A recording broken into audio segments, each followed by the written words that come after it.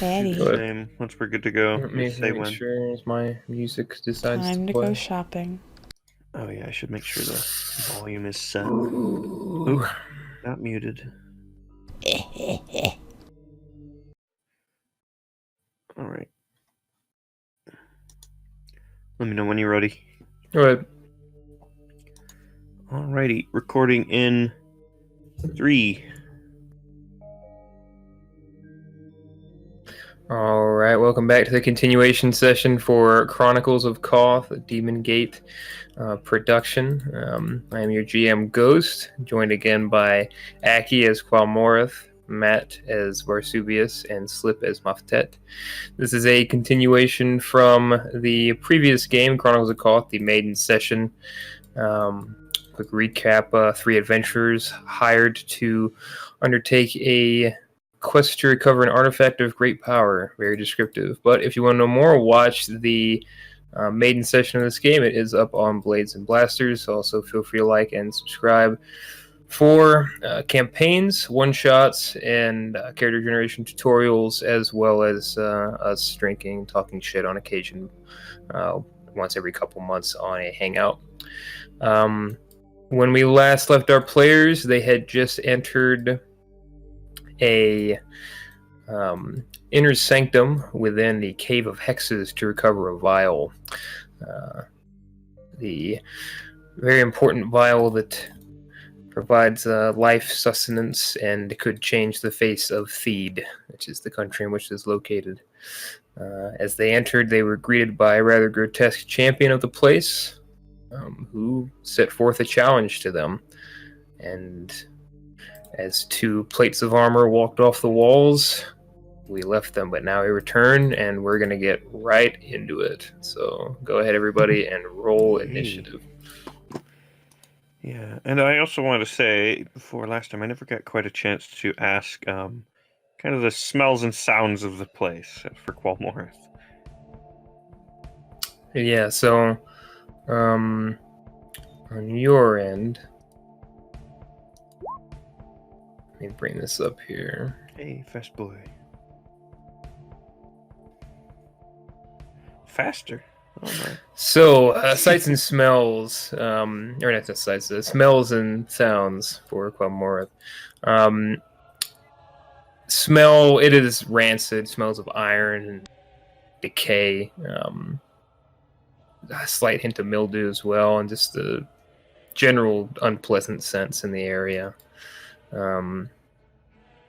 The sounds, of course, you hear the bellowing words of Mogdar, but you also heard the rustling of chains, as well as the cracking and setting of something. Sounded as if bones, you might have heard bones break before, but you did hear that, the shuffling of metal and armor shifting. Definitely. I imagine Mogdar gave off tone and voice that gave away a bit of his size for Qualmorith. Yes, like so. It's he was able to bellow quite effectively. You would be able to tell he was probably a larger fellow, though you're not certain his actual height, given your impediment. Qualmorith's definitely ready. Well, I say he'll never be ready for this kind of fight. Wow, we're Oh fast. wow! All right, Yeah, and then fast. Yay! them not so much. Okay. Let me go ahead and set it. One more to roll. Give me just a moment.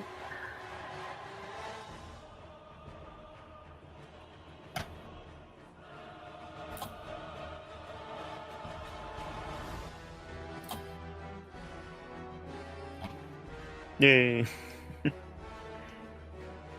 They're so slow. Alright, so let me go ahead and set the order. Alright, Varsuvius is first. So unfortunately, Varsuvius can't quite get there.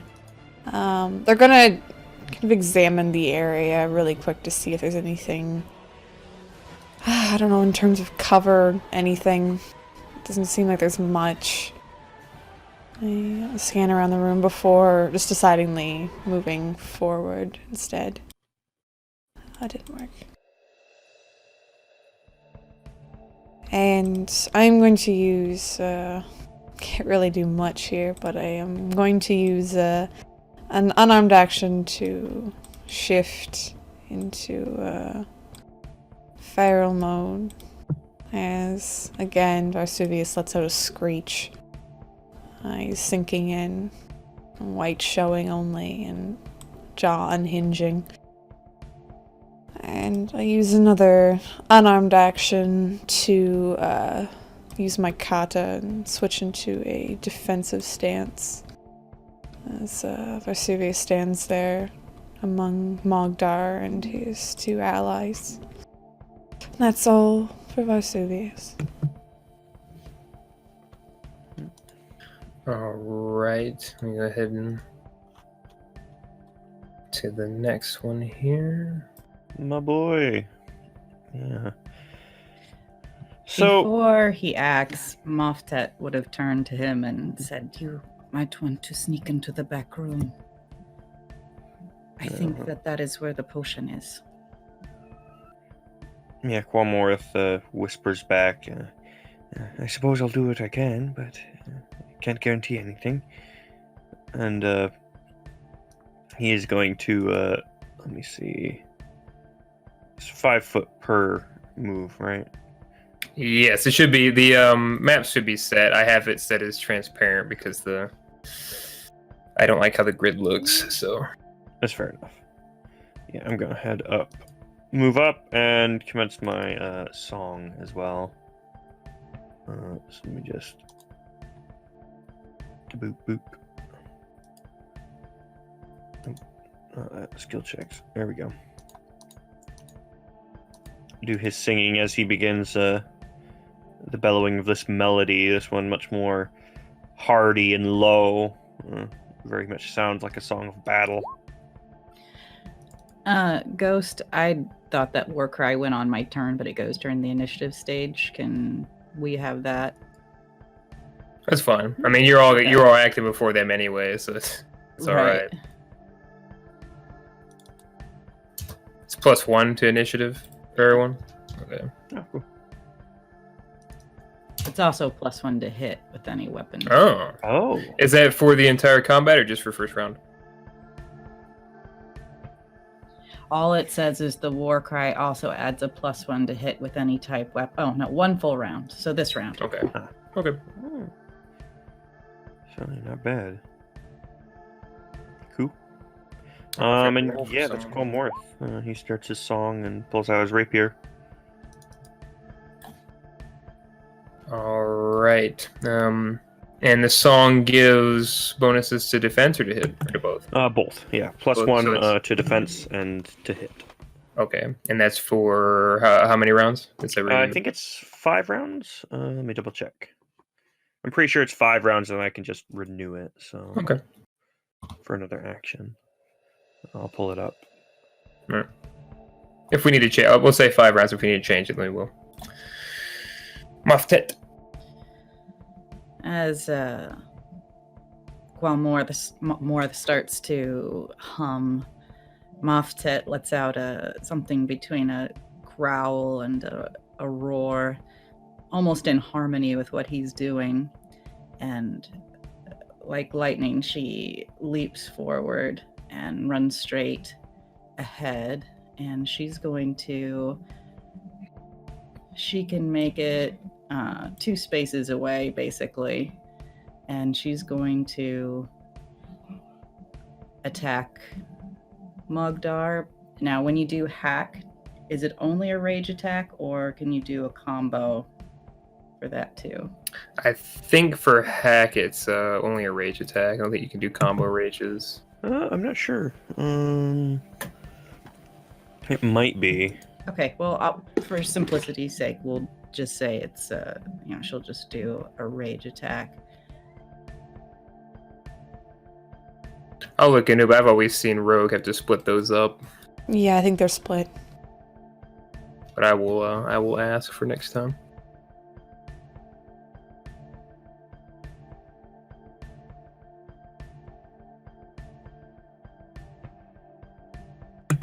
It does say rage attack, but Mm. Right. And so you want to try to hack just Mogdar and The one guy next to to his him? left. players left? Okay.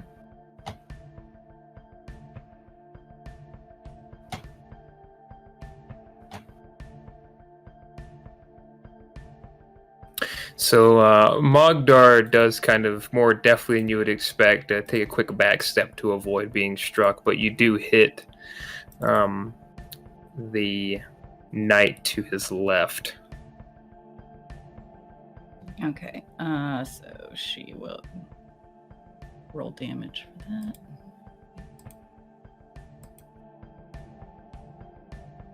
And she's going to add chi to this.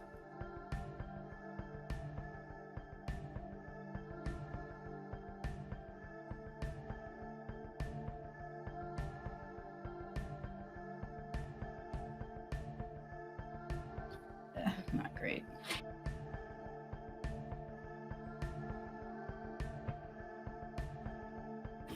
So that's her total damage for that attack. Now she's still got technically 3 actions before she goes rage. So, I mean, before she spends frenzy. So I'm going to do another rage attack. You can't do hack twice in a round. If it doesn't say you can't, then you should be able to. yeah, I think it's just a rage attack. Yep. And so you hit the knight on the backswing, and it tears off one of his shoulder pads, and you see it cuts deep, but it mainly just shatters bone. You don't see much flesh at all.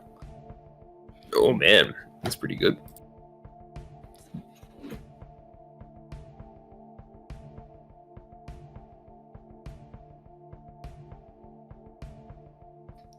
So that's going to hit both of them. Both of them. Yep. More chi in this one.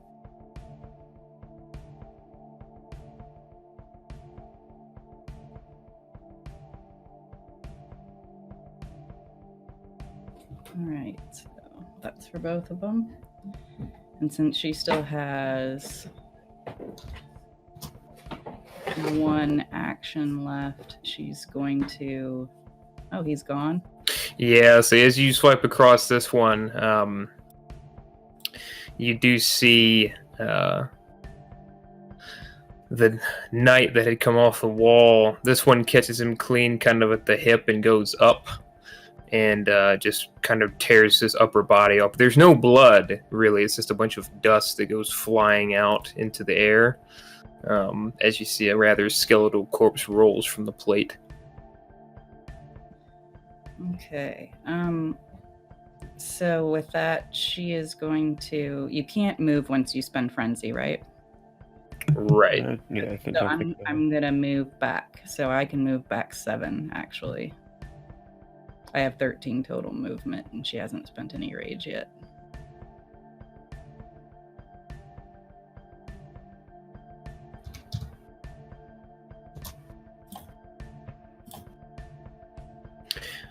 All right, and on that strike, Mogdar might get an attack of opportunity, though. You said if he's got... he does have range too. So he did fall on his back after the hit. It kind of swept across his leg and knocked him to the ground. So he does get knocked to the ground, but he does take kind of a wayward swing from his back at you. He's going to get a -1 to hit, but he's going to And we get a +1 to defense because of Yep. Amorth, is that right? Correct. Yeah, fancy boy song.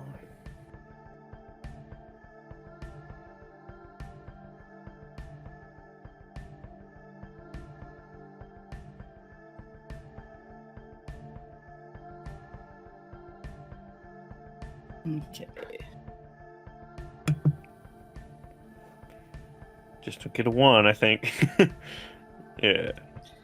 Yeah, so she's in and out, just lightning blows, probably before he can even register what's going on. And as he falls and takes a swipe at her, she's already way back in the other side of the room.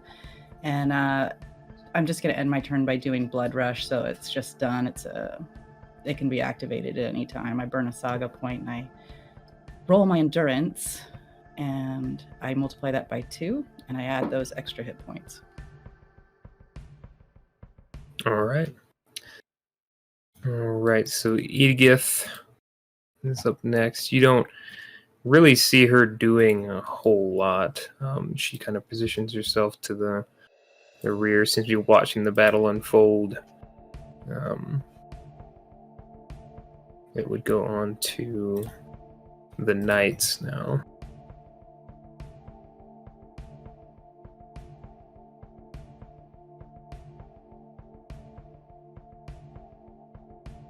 All right, so the one is quite dead. You do not see him shifting or motioning at all. Not that he wasn't already quite dead, but is not moving. The remaining knight, he looks across the field as Mogdar is getting up. Mogdar pushes his shoulder and points towards Quelmorth. You see this large being move with frightening speed towards Quelmorth, sword raised, and tries to downswing on a charge, a rage attack. Oh, that's bad times. Well, I'll go ahead and do a defense. Oh, please. Please, yes. Preternatural speed. And so the first swing misses. Describe how that looks. Yeah, Quelmorth, I mean, it's presumably bones inside a suit of armor, so he's quite able to hear it as it moves with pretty much each and every step. It'd be almost hard to notice or not notice the clatter coming towards him. And as the blade swooshes through the air, he quite deftly takes a step to the side, raising his rapier up in a defensive position. And he will burn his remaining 2 frenzy and do one more rage attack.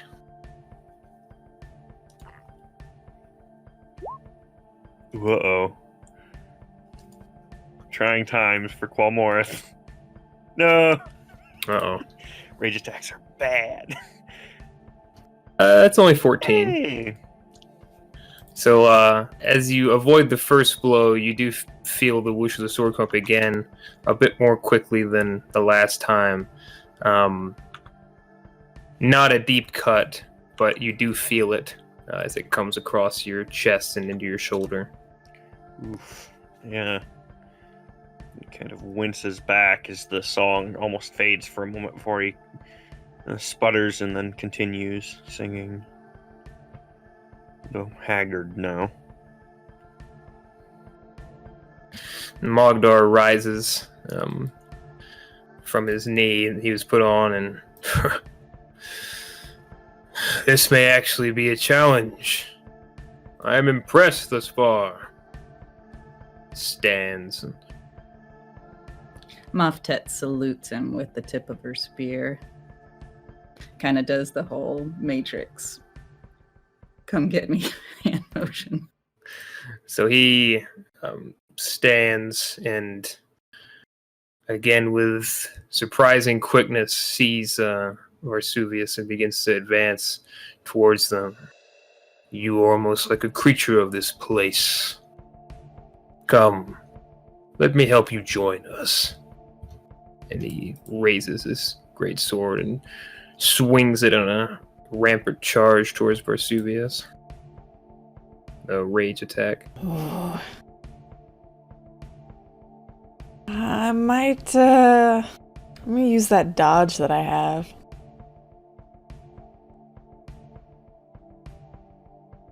Yep.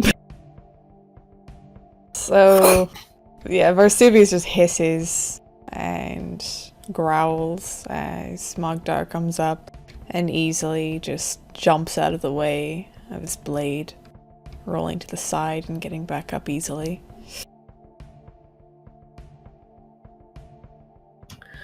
Right, and then Mogdar will make another attack, a quicker attack this time, with his sword.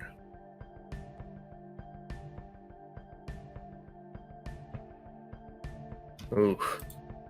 Same thing as before. Varsuvius just easily and deftly dodging out of the way of his blade as it comes in. And then using 2 of his frenzy, he will try another final ranged attack against Varsuvius, swinging heavily with his 2-handed sword.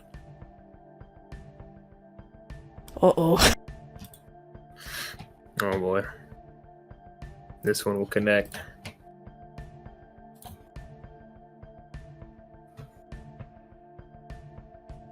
.42. Ooh! Luckily I've got 7 toughness.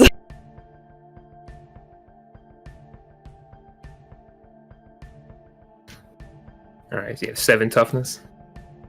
7, 21.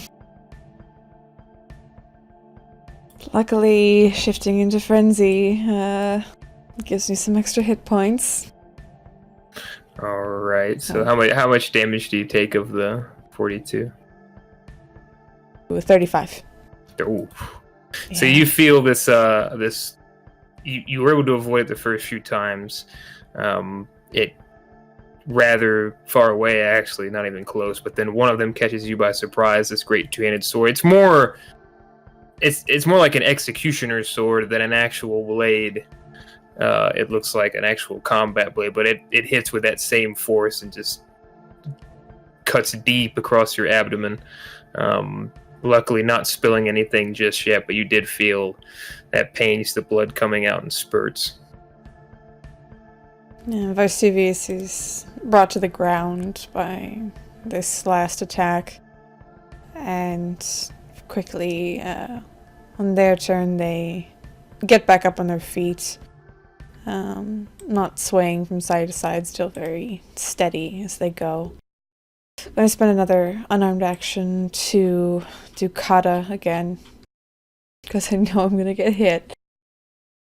So, with that, I am, let's see, use Fury Fighter and, combo attack. And, yeah, we might as well, do I think, Chi Strike with Tidal Wave. Let me just double check here. That is Rager combo attack. Just want to double check. Alright, so... okay. I'm gonna use... so I've spent... I'm gonna use 3 of my actions for this.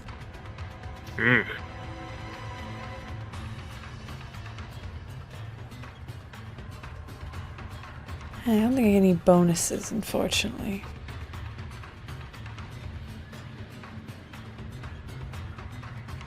Well, that's pretty good.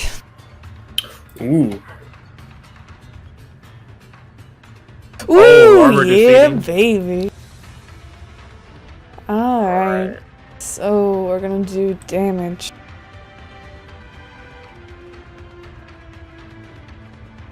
And it's gonna be... oh! I gotta add all the fun damage to this.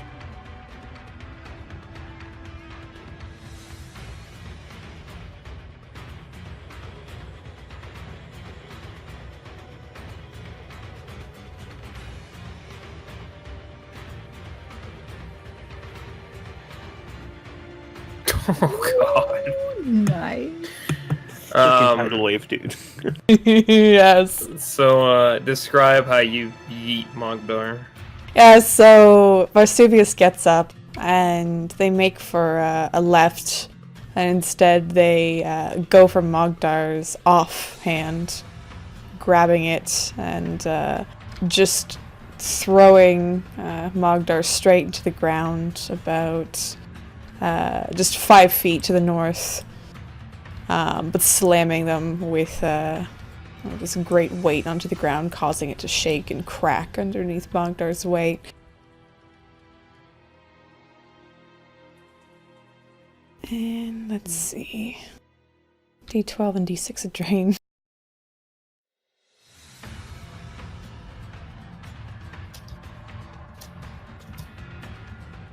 There's not even really a word as he gets grabbed. It's just smashes him into the ground. The old tidal wave maneuver. And with seeing Mogdar just shattered into the ground, Varsuvius is going to turn and I have enough movement to pounce on the other one that's attacking Cormorth. And I'm going to use my 2 Frenzy. Oh, 1 sec. And I'm going to do a Chi Strike with Bone Breaker this time. And I'm going to go for their sword arm. So what's the I think it's like -3 on that. For called shots, I believe so. Let me check. I think they have it here. Rules, combat actions, called shot.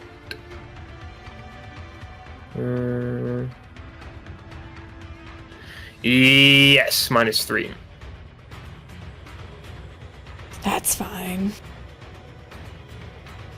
I don't think I get a plus to hit. That's okay. You guys are Yeah, surrounding +1 him. from Calmora. Yeah, +1 Yep. from the song. It's a song and the surrounding, I would say. Oh, You are coming from his side as he's fighting Quamora. Yeah. perfect. Alright.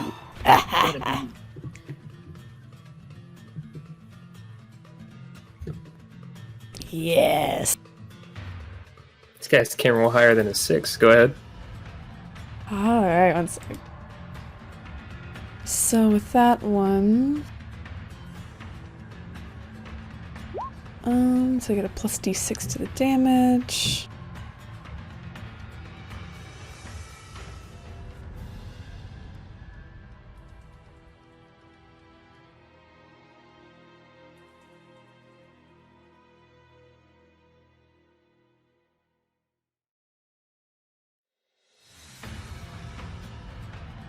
They really did.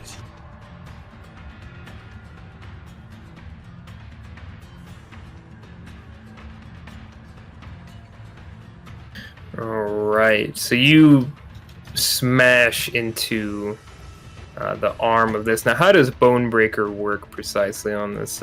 If I do over 20% of their maximum hit points, then they have to roll to save on the trauma table. I have to roll a body save, I think it is. So it's 20% of their hit points? Yeah. Okay.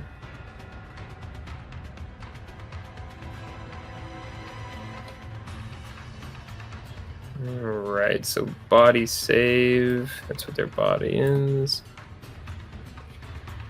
Let me see.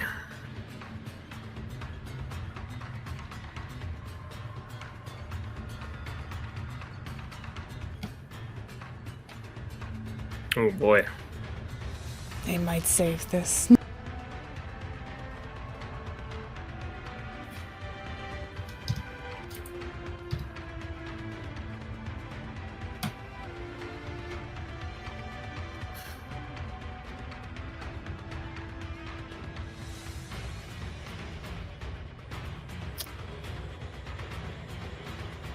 Okay, so he has to beat a 17. Oh, well. Oh boy. Let's see. Where's Rough stuff. I trauma? found it.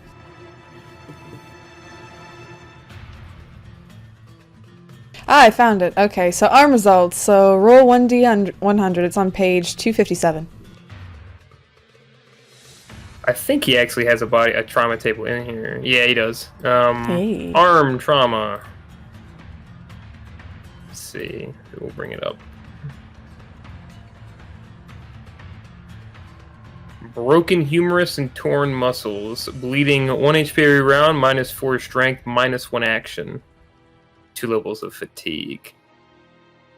It's an arm result? Fair enough.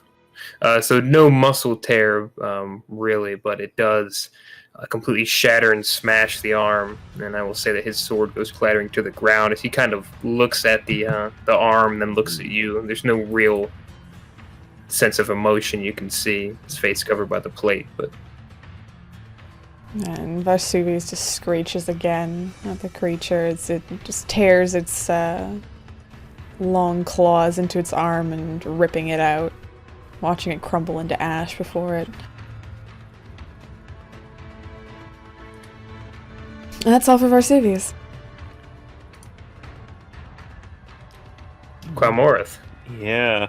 So Qualmorith, hearing the colossal crash of Mogdar and then the shattering of this thing's arm, the blade falling to the ground, he takes the opportunity to dash past Vesuvius and up over towards Mogdar. I don't know if they'll provoke anything from the broken-armed lad. It will. He has a free arm. He's going to try to backhand you as you're running by. Oh no. My poor boy. Don't do it.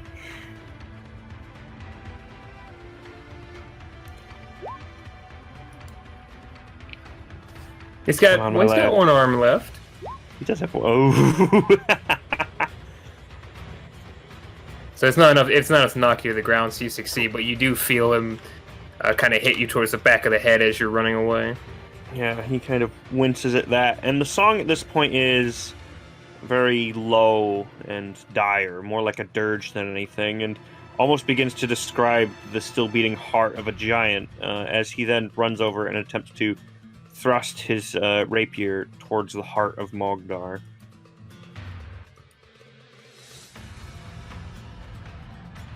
All right, just don't roll less than 5.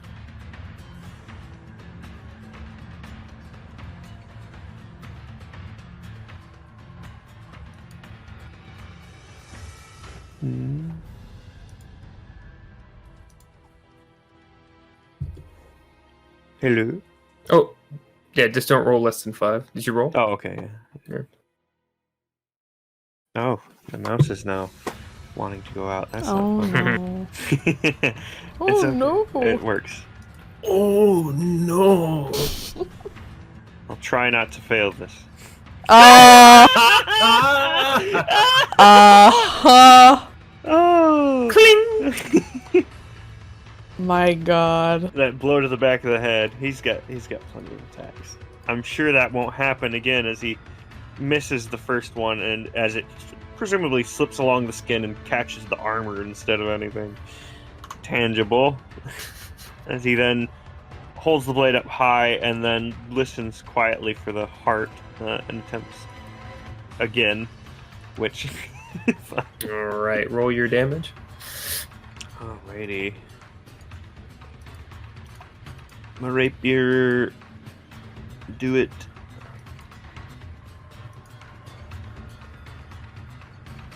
All right, so describe how you stab through the heart.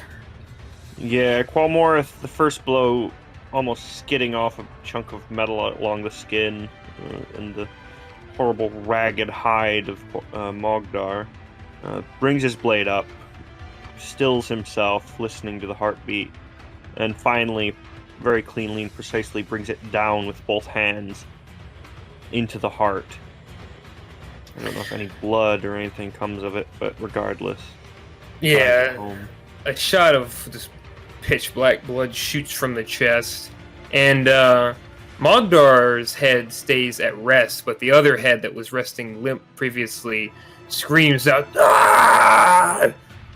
You feel the hand, one of his free hands go to one of your ankles and grab it, and how did you know? And the head falls back.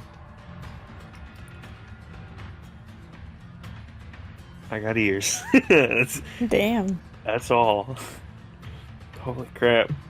And that's Qualmorith as he kind of shakes his foot free, startled by that, and takes a step back, kind of listening now as presumably the silent corpse of Mogdar lays before him. You hear no further beatings of the heart. Moftet. All right, Moftet had been looking at Vesuvius's attacks with some admiration, and Then she was confused when Qualmorth went to stab the corpse of Mogdar on the floor, but hearing his scream, she realizes what was happening. That boy has good ears. And she is going to race over and attack the remaining thing unless it's suddenly inactive. Jeez. No, it's still going. You see it trying to reach for its sword with its other hand that's remaining. Okay, so I'll do a combo attack.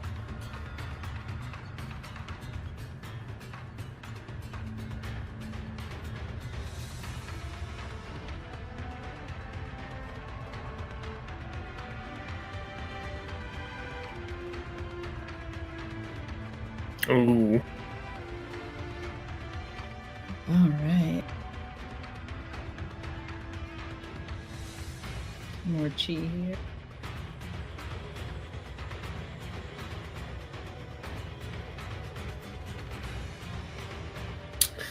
Describe how you Black Knight this man. She runs up and she's already swinging the Lajatang with its moon-shaped tip on it from behind her back and over. Almost a combination between a spear and an axe move, and slices him, gets him right up the neck, and his head almost comes off. He crumples to the ground. When she sees that he's down, she doesn't stop. She continues running toward the back room. Was I not quite close enough?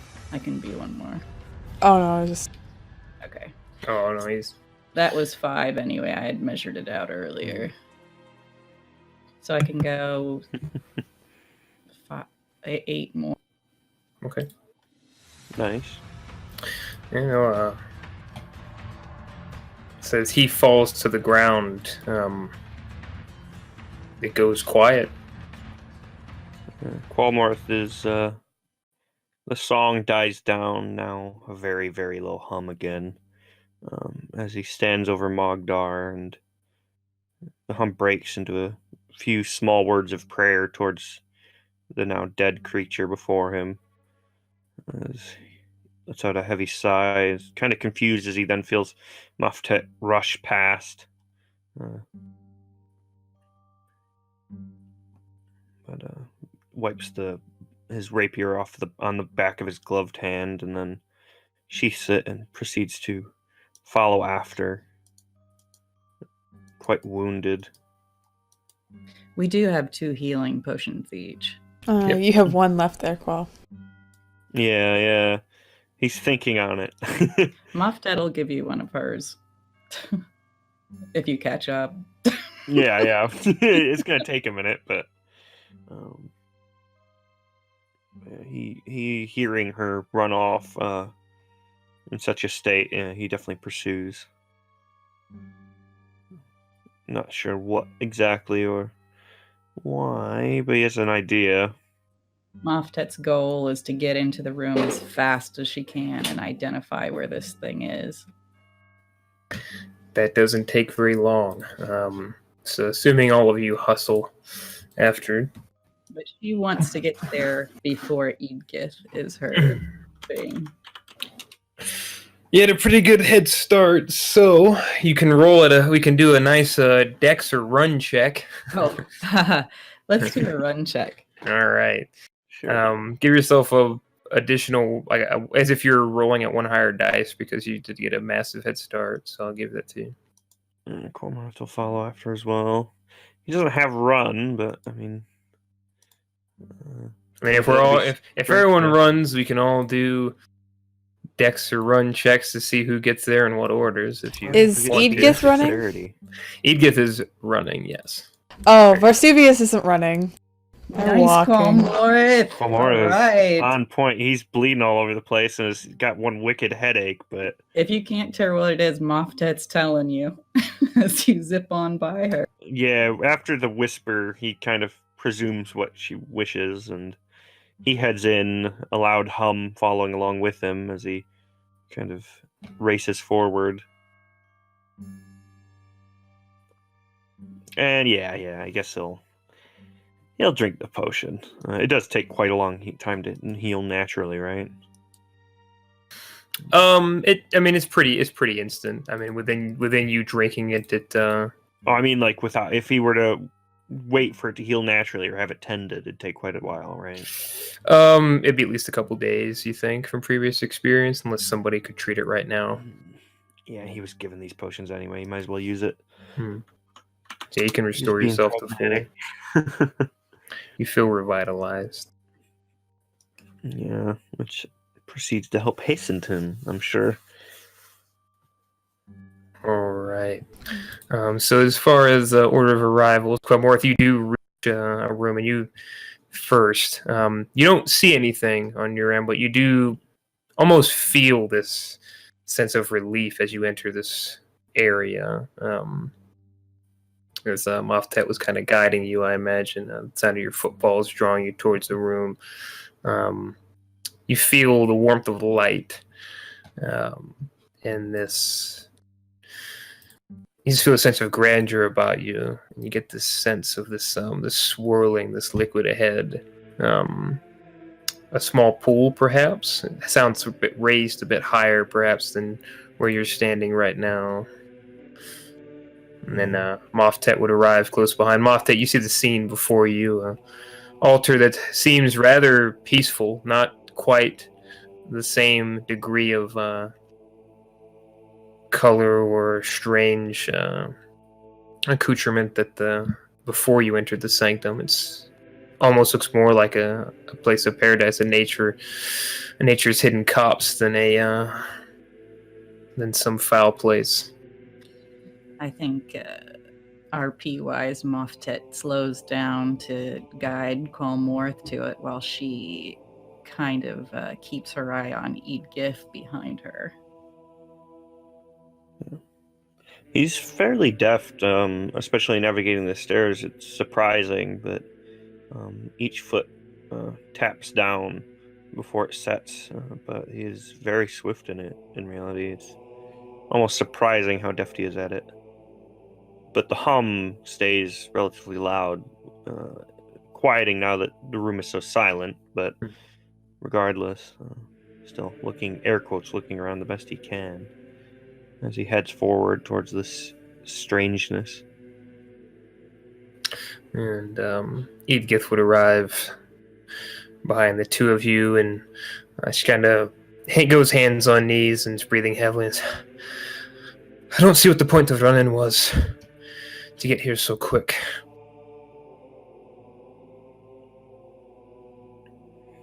Colmorth pipes up. I'm not sure I do either, but regardless, Ran, we did. Do you have it, Qual?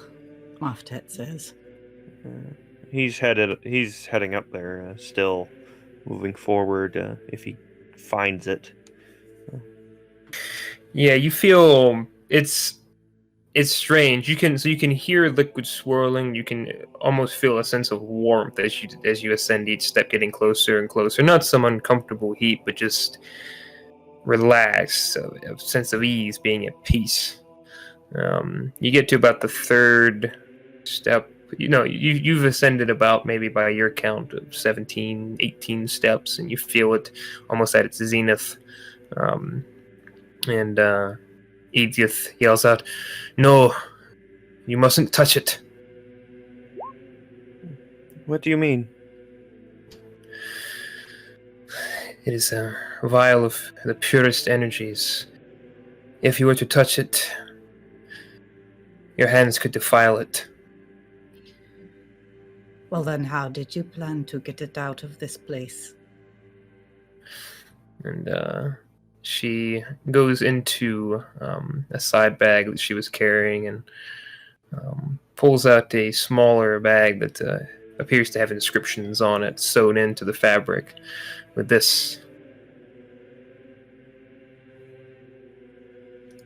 Moftet will walk over to take the bag.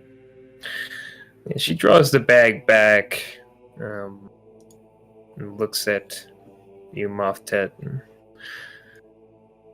I'd be the one most qualified to handle a magical artifact, I think. But I think we are the ones most qualified to decide where this artifact is going to go.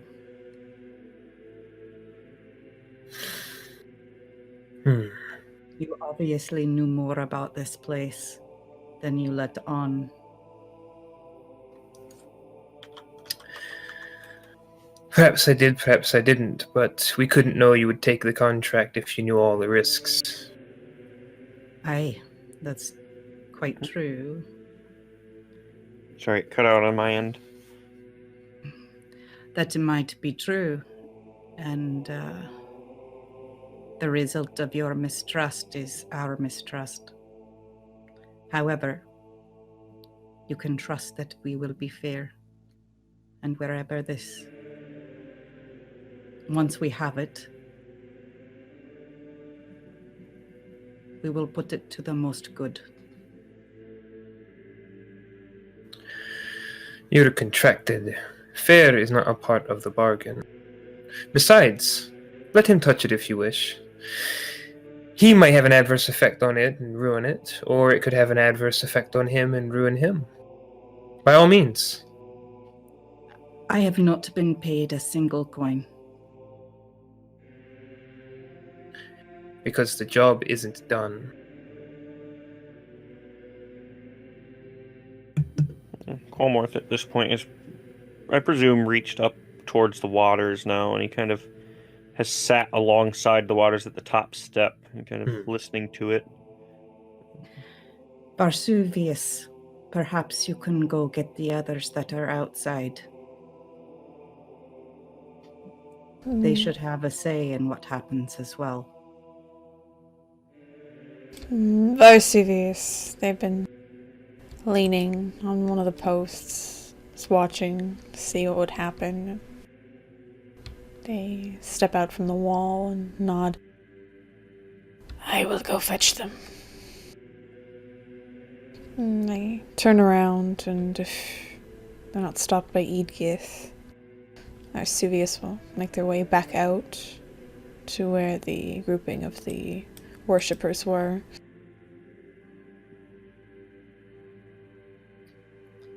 Now, Eadgith, what do you know about these people of the Hex that are here in this cave?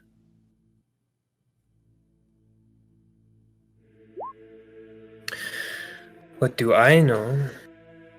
I know what I told you. They're insane.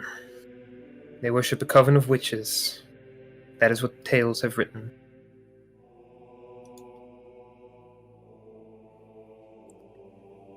And what Yeah, of Colmorth their... definitely. I was gonna say Colmorth definitely wants to try and discern if that's true or not. Do you have detect lies? I don't. All right. I got listen. Listen. You hear her quite clearly. It's more trying to determine if she's telling the truth. So What's you that fall under? roll. Is that charisma? Or... I think that's actually perception for detect lies. Oh yeah, that makes sense. Okay. Alrighty. Ooh.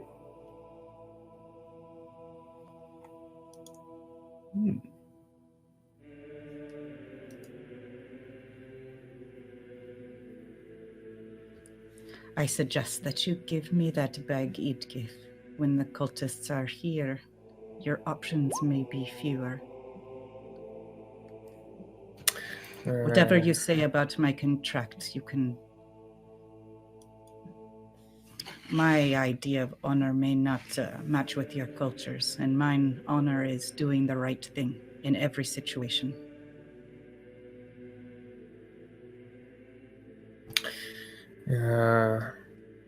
Vesuvius, you receive no reply. Qualmorith, you think she's... You can't really tell. It doesn't. You're not sure if it's a lie or the truth. In response to Moftet, Edith half smiles, and the morals of right and wrong are not what's at stake here. It's a contract. You made a deal. We're not bringing moral into it. You said you would do something, and now it's not being done. I intend to see good on this. I've told you what it will be used to do. If you don't wish to finish the contract, then get out of my way and I'll do it. She shakes her head and says, I am constantly surprised how you humans seem to think that morality can so easily be cast aside. It cannot. It is the only thing. And she just stands in the way. Qualmoreth kind of calls down. What exactly was it that it did again, in particular? You can feel the radiance being so close, can't you? The life flowing into you, the warmth, the comfort. That vial is an endless font. It can bring that which is decayed back into life. It can breathe life into dying crops. It is a constant magical font, the vial itself. The liquid within, just a bonus.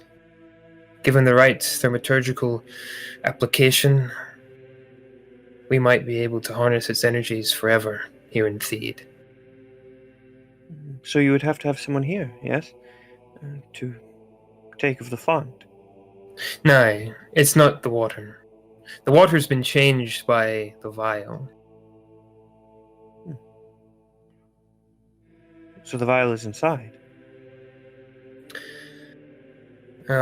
You can't see it, Quelmoreth. Moftet, you would have seen it. The vial is actually kind of on a raised platform above where some water is. It is on that raised platform.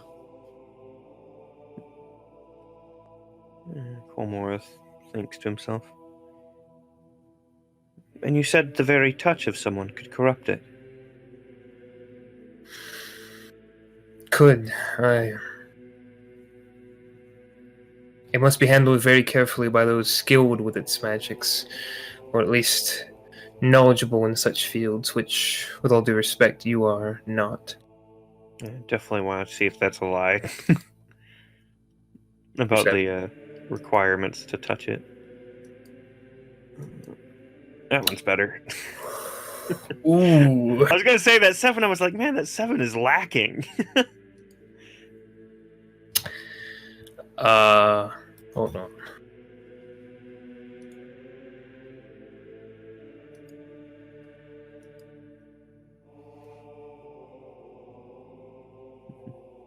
So it definitely seems like...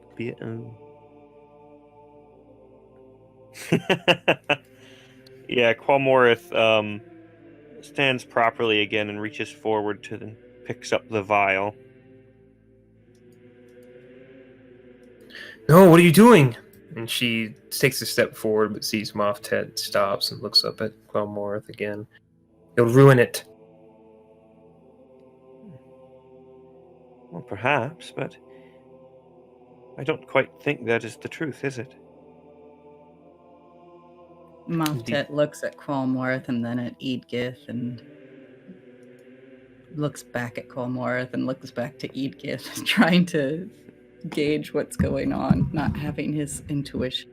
Yeah, his hand is not quite touching it yet, kind of wrapped around it without contact.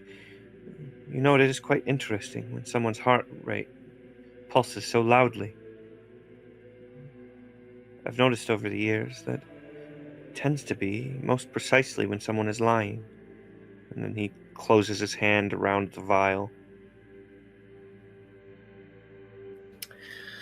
You take the vial into your hand, and you... Yeah, Varsuvius, you would have been back. You take the vial into your hand, Qualmoreth, and you do feel that radiance, that glow, that warmth in your hands from the vial. There is something special. You feel very relaxed. You don't sense any distress. You don't sense anything breaking, nothing in your hand. The vial just seems to rest there. Moftet, whenever Qualmoreth picks up the vial, you don't see anything shake or rumble inside the altar. The vial doesn't shatter into a million pieces. It just rests in his hand. She looks back at Eadgith and bares her teeth. showing very sharp canines. Another lie. We were contracted to come to an empty cave and to take a vial that belongs to no one because it is in an empty cave. But we arrive here and what do we find? People living with, if perhaps not full ownership of this vial because they cannot themselves acquire it, some claim at least as good a claim as you. And the way I see it, as we are the ones who managed to retrieve it with no help from you, Lady Edgith, we are the ones who will decide what is done with it. Varsuvius, she says, seeing Varsuvius come back in. Varsuvius looks up to the three of them, shakes their head. The way back is sealed. The cultists are not there. I cannot tell. The statue is in the way. It is closed.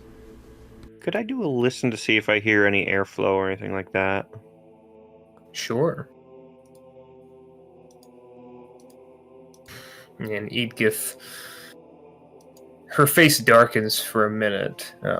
You see a look over her that doesn't seem natural. Her eyes stare back into yours, unfazed by the fangs, and for a moment you think she might attempt to strike you down, but then her countenance relaxes and she takes a deep breath and puts the ruined sack that she had back into her bag. And very well, I'll be sure to let the king know you're all oath breakers.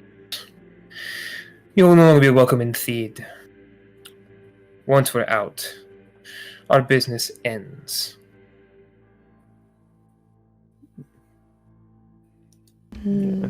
Varsuvius, actually, she'll... Oh, you go ahead. Oh, no, that's nothing important. Go ahead. Take steps forward and kind of put their hands in their sleeves, looking to Edgith. One question I have: you've avoided all of the answers. What is your true purpose to take this vial? You've obviously given us mistruths, half answers this entire time. I assume, maybe, that you're not even sent by the king in the first place. That you're actually some sort of wicked entity who looks to acquire the vial. Am I correct in this? Or will you still play games, Edgith?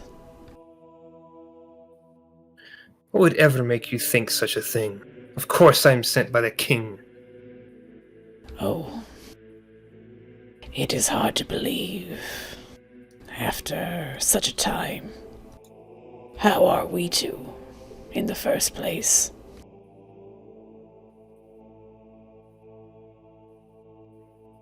Qualmorphus again, listening very carefully to Edgith as she goes on about this to see if he's getting any truths or lies of this. As I have told you, this is needed for the people, more now than ever because of the stirrings of war to the south. What business is it of yours what the king does with this vial? What we do with the vial? You are contracted, hired help. Varsuvius chuckles at that. So you say that what your king apparently intended is what you told us is not true, as you say, what is it, our business and what they do with it. I am assuming it will not be used for the crops and for the people. It will be used for selfish purposes, whether just for you or for you and the king. It'll be used for crops. It'll be used by the mages to try to harness its energy. It'll be used to save the soldiers for the eventual war with Attakralia, it will be used for many different purposes. Who can say how we'll use such power until we have it under our grasp?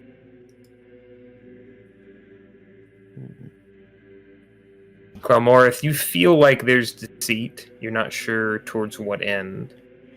Yeah, Quilmorith has the vial in hand as he sits at the peak of the altar of sorts.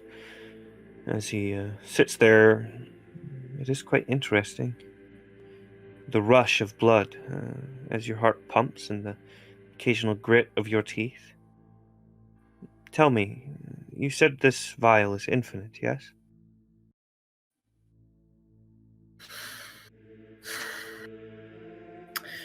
I believe so. It will require much study to fully understand and manipulate its energies, but yes. Just gonna go ahead and keep making perception checks. Oh no. It's only 7. Moftet's going to be looking around Hey. and trying to find a way out. You're Like, not sure Kralmorith. about that one, Kralmorith. You Yeah. think it sounds true, but you're not certain. Moftet, you don't even really have to make a perception check. You do see there's a kind of a man-sized hole in the wall nearby. You're not really sure. Really, it's rather dark. Quilmorith is going to take out the vial he had from that potion earlier and open this one and attempt to pour just a bit. He'll kind of slosh it for a moment to get the sound of like how full it is, pour a bit into the other vial, and then close it again and see if it still sounds like it has about as much in. Okay, so you pour like a decent amount in. Yeah, like maybe a quarter of the vial at most. Yeah, so you do that. You kind of slosh it around, and as you listen after doing so, it does appear that it has almost the same fluid as if you never poured the vial at all. And with that, Quilmorith will swig the other small portion he separated off. Oh, you're not blind anymore. Healed! You never know. Roll me a d10. D10. It's an 8. Okay. So you drink it, and then for a moment, you feel nothing.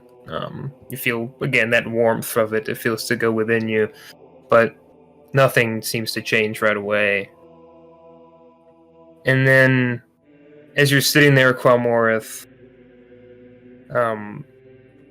your eyes start to hurt. You start to feel a pain and Fucking way. a light that goes into your eyes. It feels like as if someone was shining something at you. Oh You shit. can't make it go away, and you feel a need to open your eyes. And as you do, you see the scene laid out before you. Yeah, Quilmorith, as his eyes open, they are stark black orbs with no pupil of any kind, just utter darkness within, but they aren't grayed at all, which is, of course, strange, as they go wide as he blinks a few times in pain, and his mouth goes aghast, kind of stammering for the words to describe the scene he sees before him. Literally. Yeah, Moftet looks at him very concerned. Are you quite all right, Qualmorith? And she actually will start to climb the stairs toward him in case he needs help. Yeah, his breath is actually quite ragged as he attempts to rub his eyes as if in a dream before he looks at Moftet up and down, and then to Vesuvius, and then to Eadgith.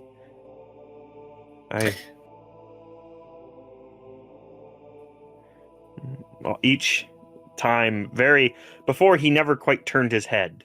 he would tilt his ear towards the person that he spoke to or was listening to, but now he raises his eyes up and looks Moftet in the eyes, and then they dash over to Vesuvius very precisely, straight into the other person's eyes each time, and then to Edgith. Yeah, Edgith has a smirk on her face as she looks at you and seeing what you've done. And there, do you doubt me now? His breathing is almost ragged. He looks almost as if he's in shock. He can't quite believe it. This. He looks at the vial in his hand, and then kind of looks to Edgith again. And what would you do with it? What would you do with such a thing? I've already told you. Several times, each of you. No, truly. Would you just take it to the king, just research it, or would you use it for your people? You realize what this could do. I would do both.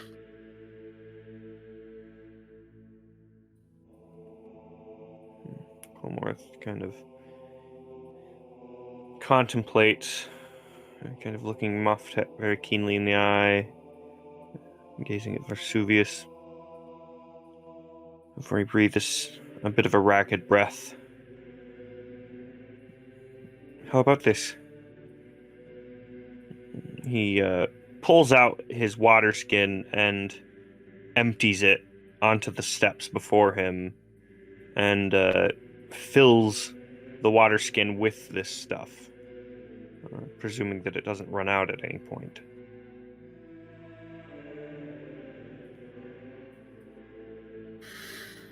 Edgith looks at you and... What are you proposing? Let us each take our fill. We will take it back with you. And... yes. Perhaps, as long as you give us your word that you will use this for your people properly. Anyone who is hurt or injured that comes wishing for it, that comes in peace, you will offer this. After all, as you can see, you were right. It is infinite. There is no reason not to help anyone who asks for it.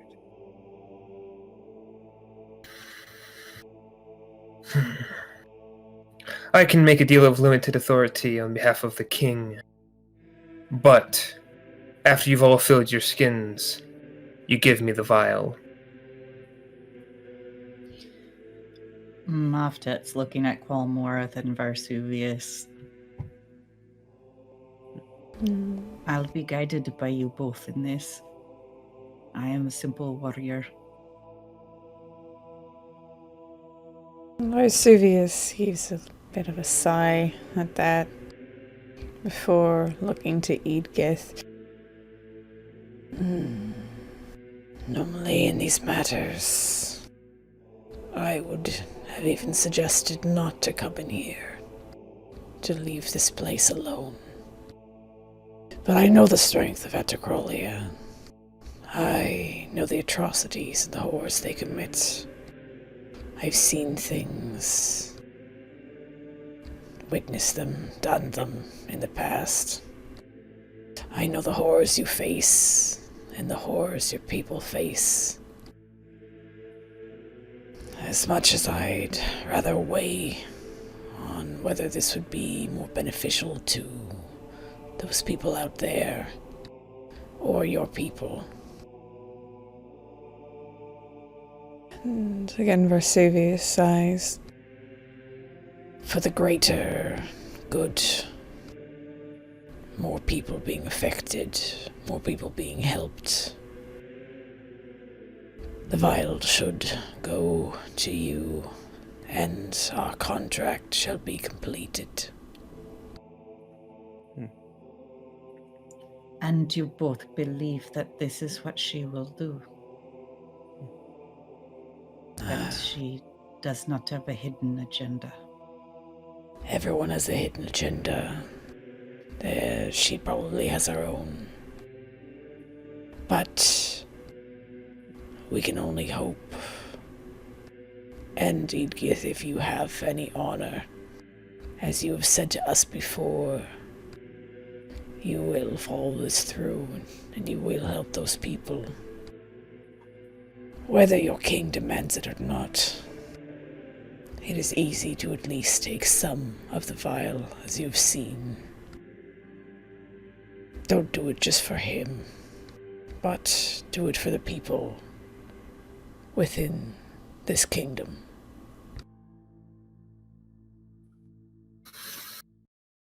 Of course, it will be done. Oh, definitely listening to that. And now he can see it, too. Oh, wait. Did I have any? No, I didn't. Yeah, okay. Oh, wait, shit. I assume that takes away the -2 to perception I have from blindness. You're no longer blind right now. Right now. Yeah, exactly, right now. So I assume that... Yeah, so that would temporarily put him actually at higher perception. Let me... I think it's a dice rank higher. What's your normal perception? 20. I'd put him to 22. I'm pretty sure, yeah, that's a rank higher. It's just additional dice rank higher, so whatever your... So rank 9. So it'd be a D10, D8 instead of... 2d8, yeah. D10, D8.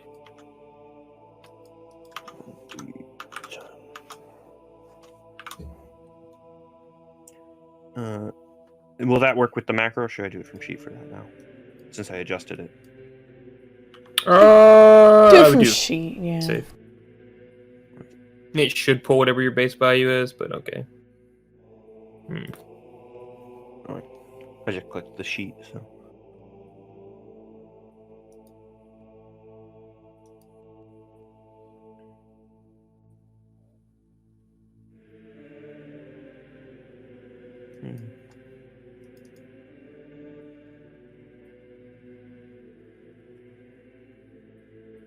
Cool. Morris looks to the others, and then to Aidgith.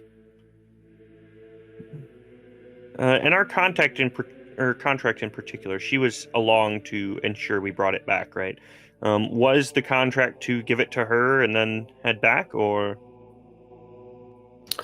simply to bring it? Why don't you make a... since you're not sure, why don't we go ahead and make an intelligence check? Cool. See if you can remember. Well, it's not too hard.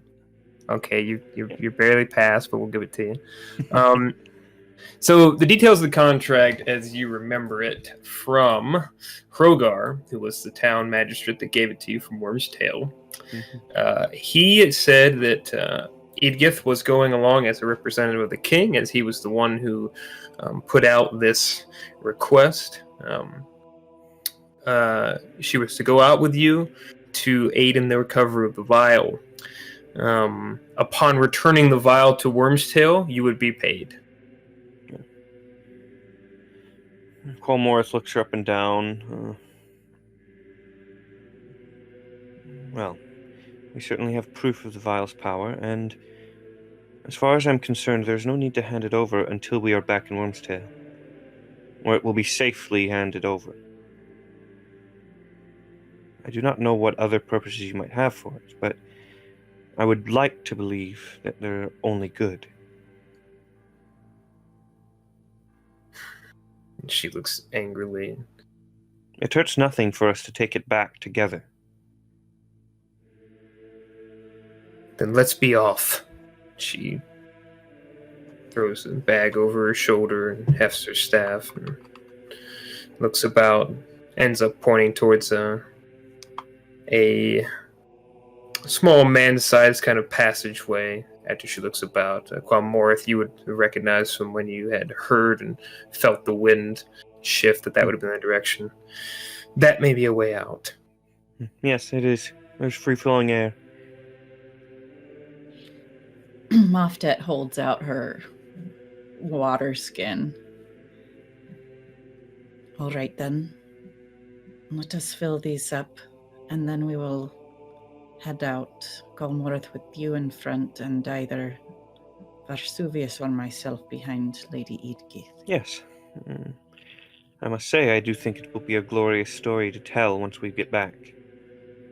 When the whole town, the whole city know of the fact that the king now has the power to do this. As he fills up their water skins.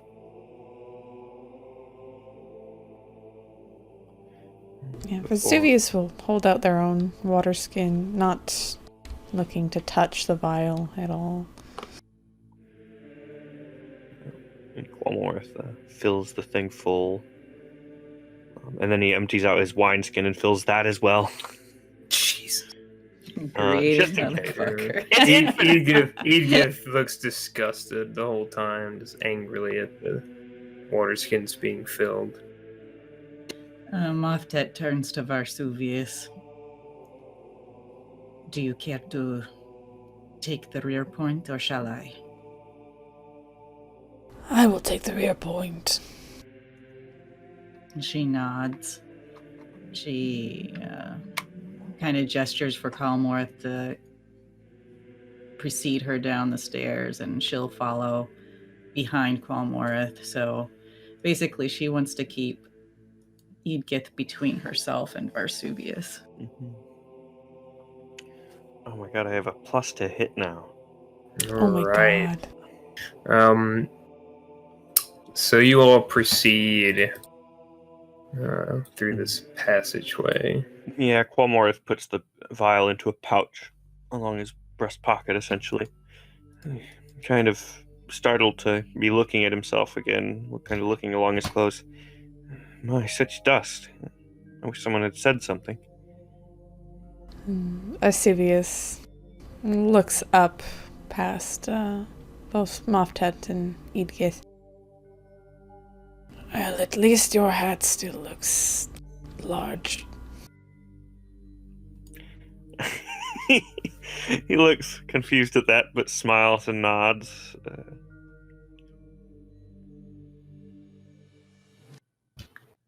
Right. So you proceed down a fairly standard passageway at first, which then breaks out into a larger room. As you enter it,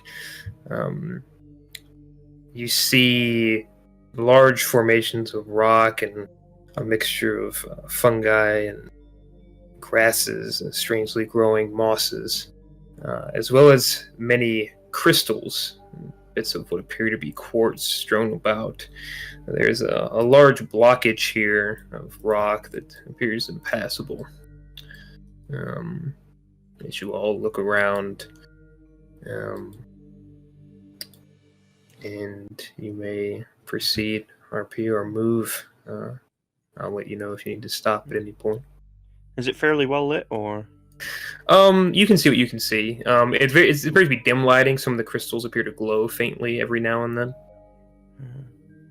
Yeah, Qualmorth, now that he has eyes again, has dark vision as a pale elf, so he's kind of very, very keenly taking in every single thing. He almost stops at certain points to look at the crystals and kind of take them in before he notices the others almost starting to get ahead as he catches up. Kalmorth, try to stay in front. Yes. And he heads back up in front of Moftet to lead. I'll keep an ear open, both, preferably, and eyes now. He seems almost sad when he says that for a moment, before he continues on, eagerly looking at the various crystals and such. Right. And you can go ahead and proceed. Can you go ahead and move it for me? My mouse is just about dead. I'm trying to preserve the battery. No, I got you. It's the last one I have. So you're able to move forward to about here. Make a perception check. I would love to. Perception or listen? Perception. My boy. He can see and hear. So what you see, this bit of crystal here appears to be lighting up for a moment. There's not really any true light source here. It's very dim glows and flashes, luminescence that appears to be around, maybe bioluminescence from some of these mushrooms. But this begins to light up rather heavily, and you actually see bristling energy on the very tips of the crystal. just as you're about to go forward, you feel an urge to take a step back, and a jolt of some kind of energy shoots from this bit of quartz to the crystal across from it. You feel an intense heat coming from that line of energy. Yeah, Quamorth is quite taken aback. Well, I'm not sure I could have quite heard that in time. What wonders eyes are, yes? And does it seem like it's going to do that again when he gets close? You see that there's a sort of residual energy building up. How long do you observe it, actually? He'll give it a moment, and he'll kind of reach a hand forward and then pull it back, watching the light and the energy. So as you're watching, you watch this for a bit of time, and then it happens again. A bit of time, it happens again. There appears to be a pattern to this.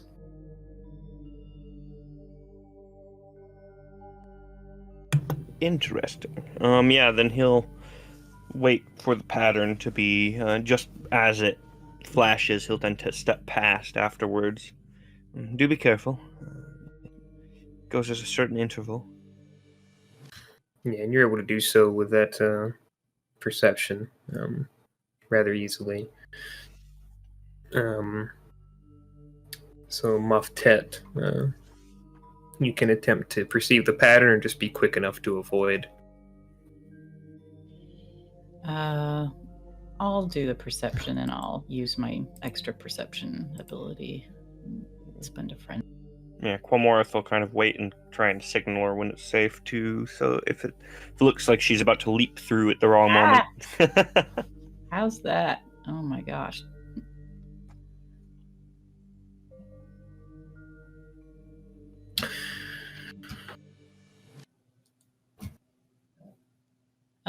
I didn't get my bonus. Mine was actually No, that is right.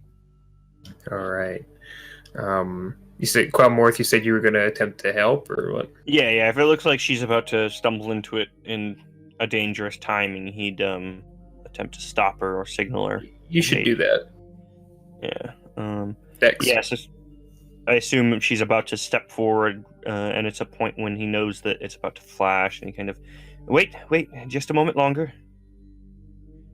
As the jolt reaches across to the next crystal over, and he reaches a hand out to her. Quickly now. And she'll stop suddenly. And I think she'll just try to dash across. Dex.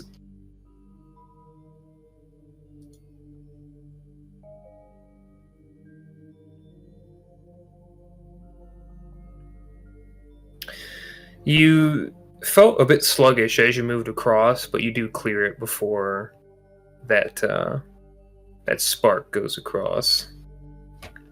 Edgith comes forward, looks between the two, and she's able to move across without incident. And then Varsuvius, you can try to discern the pattern or just straight dex it across. Oh, they're just gonna sprint kind of between, seeing if they can get through. Quamorth looks very worried.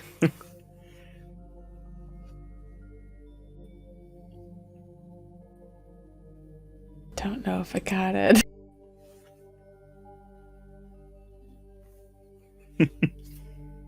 Silence says no. Nope, just doing some stuff. Uh-huh. Oh my. Oh no. Doing some stuff. The crystals come alive. I'm scared. It'll be a shocking revelation. Oh my god.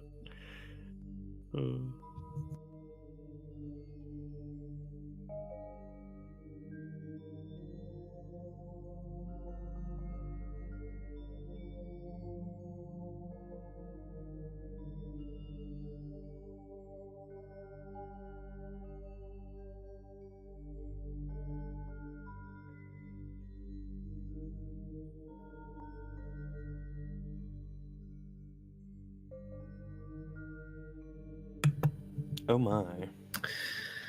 All right. I'm curious now. So, Varsuvius, as you're going across, you feel maybe you misstep or something shifts, and unfortunately, you are right caught in between as the bolts come across from this shock of energy, and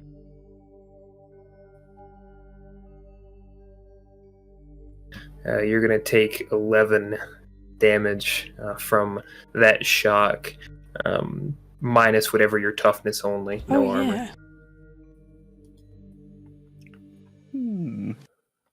I wonder what that could have been. So describe that that singe, that burn as it you cross through. You do make it through, but you feel intense pain and heat for a moment as you do. So as they step through, feeling their legs aren't moving as they should, step through and just at the right time for the arc to go through from one quartz to another, and Varsuvius caught in between. You can smell the burning flesh as they get hit by this. They don't seem overly phased, but you can see there's a pained look on Varsuvius' face as they grit their teeth and just continue walking forwards through the arc and to the other side to all of you. There's a hole in the robes that they wear from where the jolt entered. They rub the wound and see the burned mark. You must be careful. Are you all right? I will be fine. But thank you for your concern, Colmorith.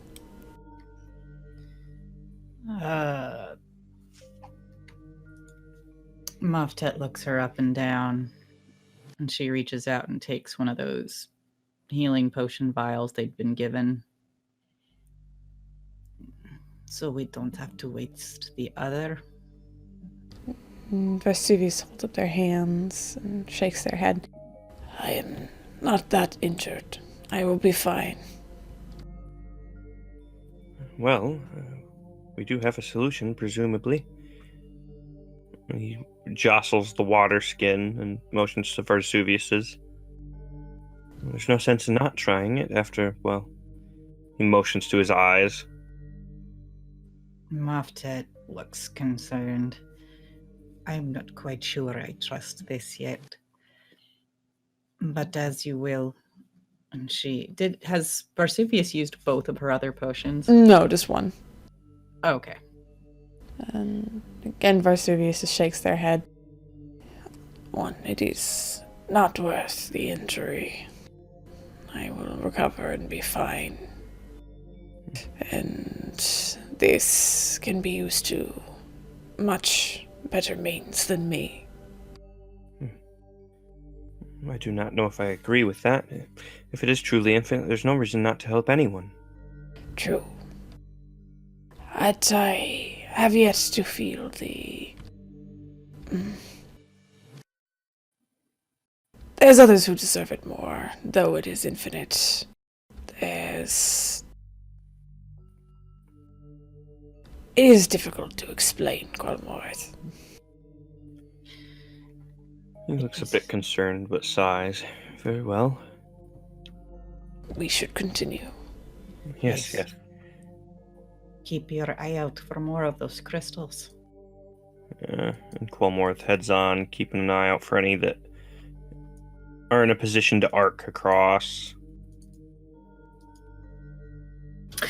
Yeah, so as you move forward, you do see another experience with it. You see this crystal is quartz that appears. If you give it a moment, you see the bolts shoot out, but this time they shoot out at a different angle. Not only does it shoot to this crystal here on the side, but it hits a crystal you can see just next to it, which shoots across to another crystal here. Quomorth waits and observes for a moment. Watches and waits for it to zap across before then heading again, trying to get that timing the same.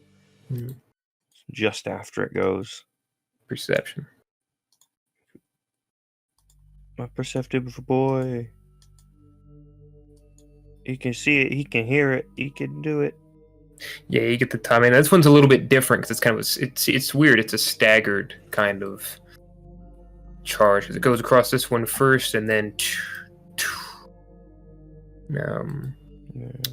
He's keeping his ears open for any other noises throughout the caverns as well. Any kind of thing coming down. It sounds silent ahead.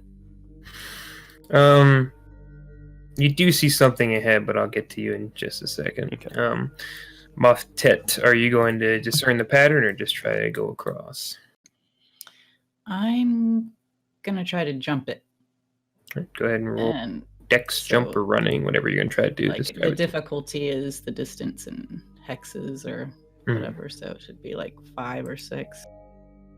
A little bit higher because of the timing, but I'll give you.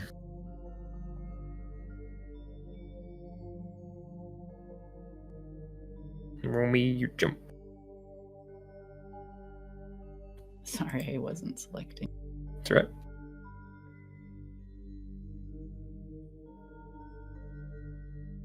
Easy. So you clear it with deft ease with no incident. Oh my. It's quite a jump. Oh, she could jump like all the way to here if she wanted to, or farther. She can jump to 13, but I'm actually probably going to just jump over to where Qualmorth is. Okay. Edgith, again, gets across without incident. And Varsuvius. Try to just power through. Decks it through? Okay. You can do it. Oh, thank God. Alright. Hey. Yeah, so you get through this time without incident. Ahead, North and Muftet, you see, of course, this charge is still happening between these two, but then you see another one of these crystals shooting across, and it's making a strange pattern where a staggered timing is kind of making these go off at opposing intervals.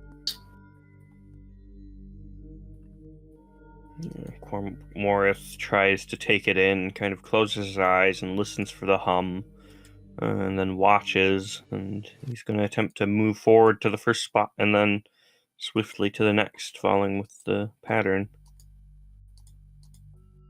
My boy. Yeah, you do discern the pattern. You're able to step into like a kind of a little bit of a dead zone. And then move forward through the next set of crystal. Nice. Yeah, Moftet's going to try to skip ahead with the Up to jumping. here or up to here?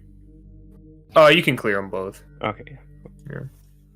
He gets ahead, so there's room for Moftet as well.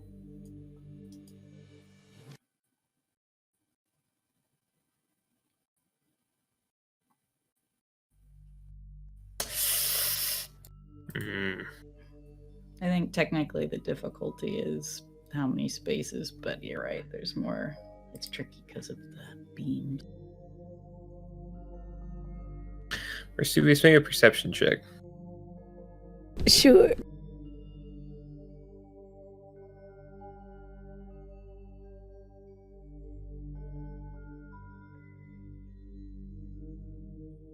Okay.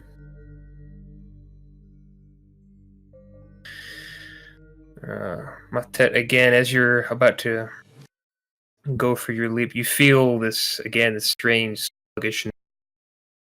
Comes off a bit odd, but you do just barely clear the shock before it bursts. Maybe it singes a bit of your tail at the very tip, but nothing that really hurts you as you clear it. That was close. Edgith appears to read the timings. Gets her way through the crystals without incident. And then Varsuvius. Vesuvius swallows hard before attempting to run their way through this. Come more with me, a perception check. Perception or listen? Perception.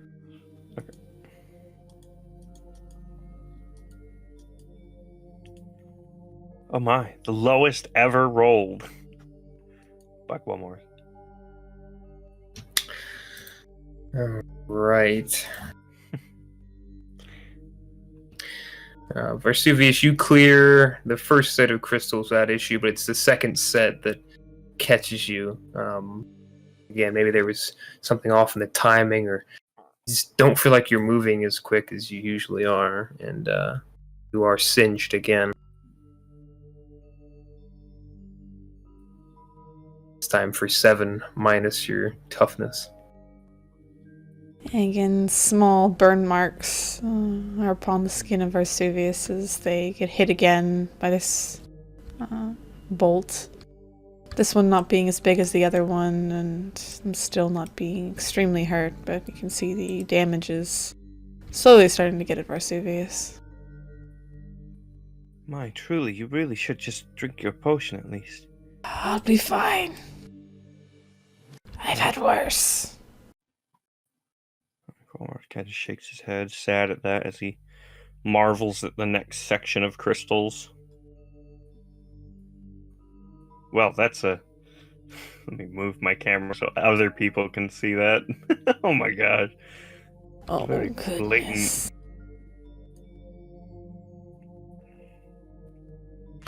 So as you're moving up here, you can see a bit of light coming from the very end here. You think this may be getting you out, but between you and there, you see quite a daunting scene.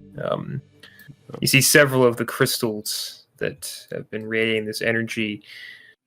This crystal shoots across here. Energy shooting here. This crystal shoots in these directions. In these directions. Back and forth.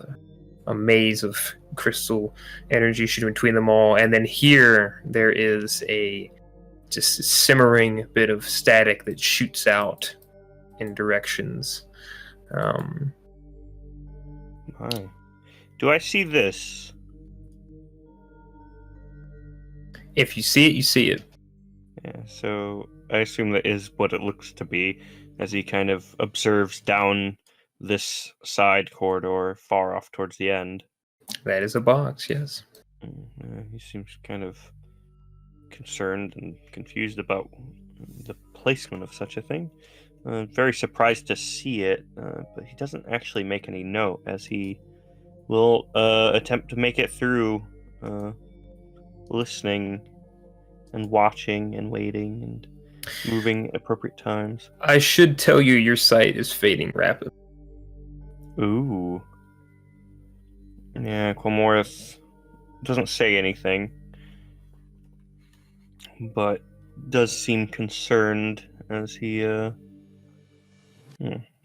not too concerned, but it's almost as if he, not really sad, but resigned look to himself, but again, doesn't say anything as he'll breathe deeply and close his eyes and listen to the pattern more so, and then open his eyes wide and try and track each bit. And yeah, he'll listen for the pattern more than anything this time. Alright, so you'll make your baseline perception. Mm-hmm. And is that all the way through, or? Yep, we can call it all the way through, and that would be good enough. So listening, relying on your ears, you do sift your way through as the static goes off about. Yeah, For Quamorth at this point, it's almost like a dance as he maneuvers through the field of electricity. And once he's towards the other side, he's kind of stands the other side of one of these crystals, making it look like he's getting out of the way and getting a look ahead. And once he's out of view of the others, he's going to take another swig out of his water skin of this stuff. Roll a d10. Cool.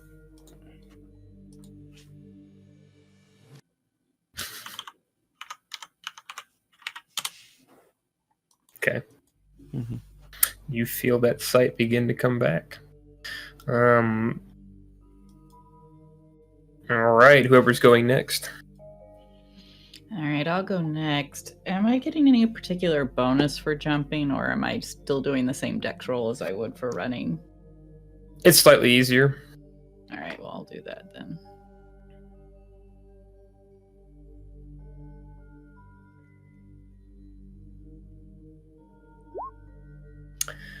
All right, Vesuvius, maybe a perception check.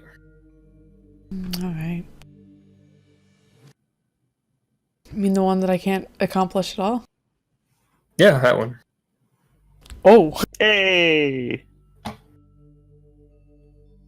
You did it. Maybe. Pending. We'll find out.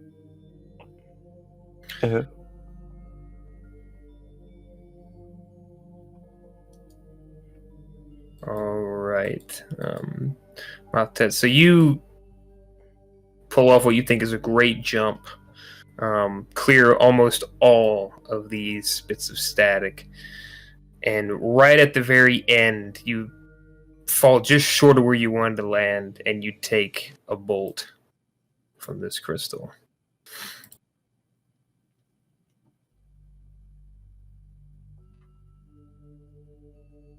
And it shocks you quite badly.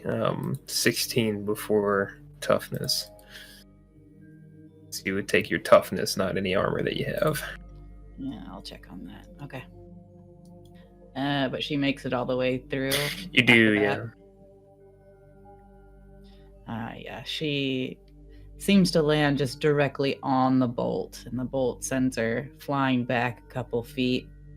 But she quickly scrambles up and dashes toward Qualmorith. Yeah, he sees her take the bolt and kind of helps her along. And are you all right? It looked like quite the bad one. She looks down, and there's some charred flesh on her side. Yeah. You can smell burning hair from the fur on her abdomen. It stings a bit, but I think it's all right. Are you sure? You don't want to use your healing potion, or he kind of Perhaps. looks concerned. Oh, go ahead. I was gonna say, before Edgith even moves now, where she moves up, Vesuvius is gonna grab her by the back of the hair and just hold onto her tight. We're gonna move together. What is the meaning of this? I saw what you did. I assume you've been doing this the whole time, making sure that we fall slightly short. Are you attempting to slowly get down in terms of our health, making it so you're the only one out? Or is this some sort of punishment? I have no idea what you're talking about. I have an idea of what you've been doing, Edgith. Now we walk together.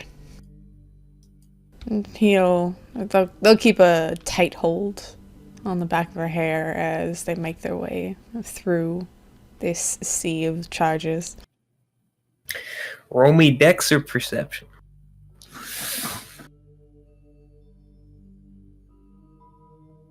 Oof. Oh my. Just shoves Edith onto it. Pretty much. So the two of you are moving through fairly quickly, about the same place where Motet was shocked. Actually, both of you are shocked.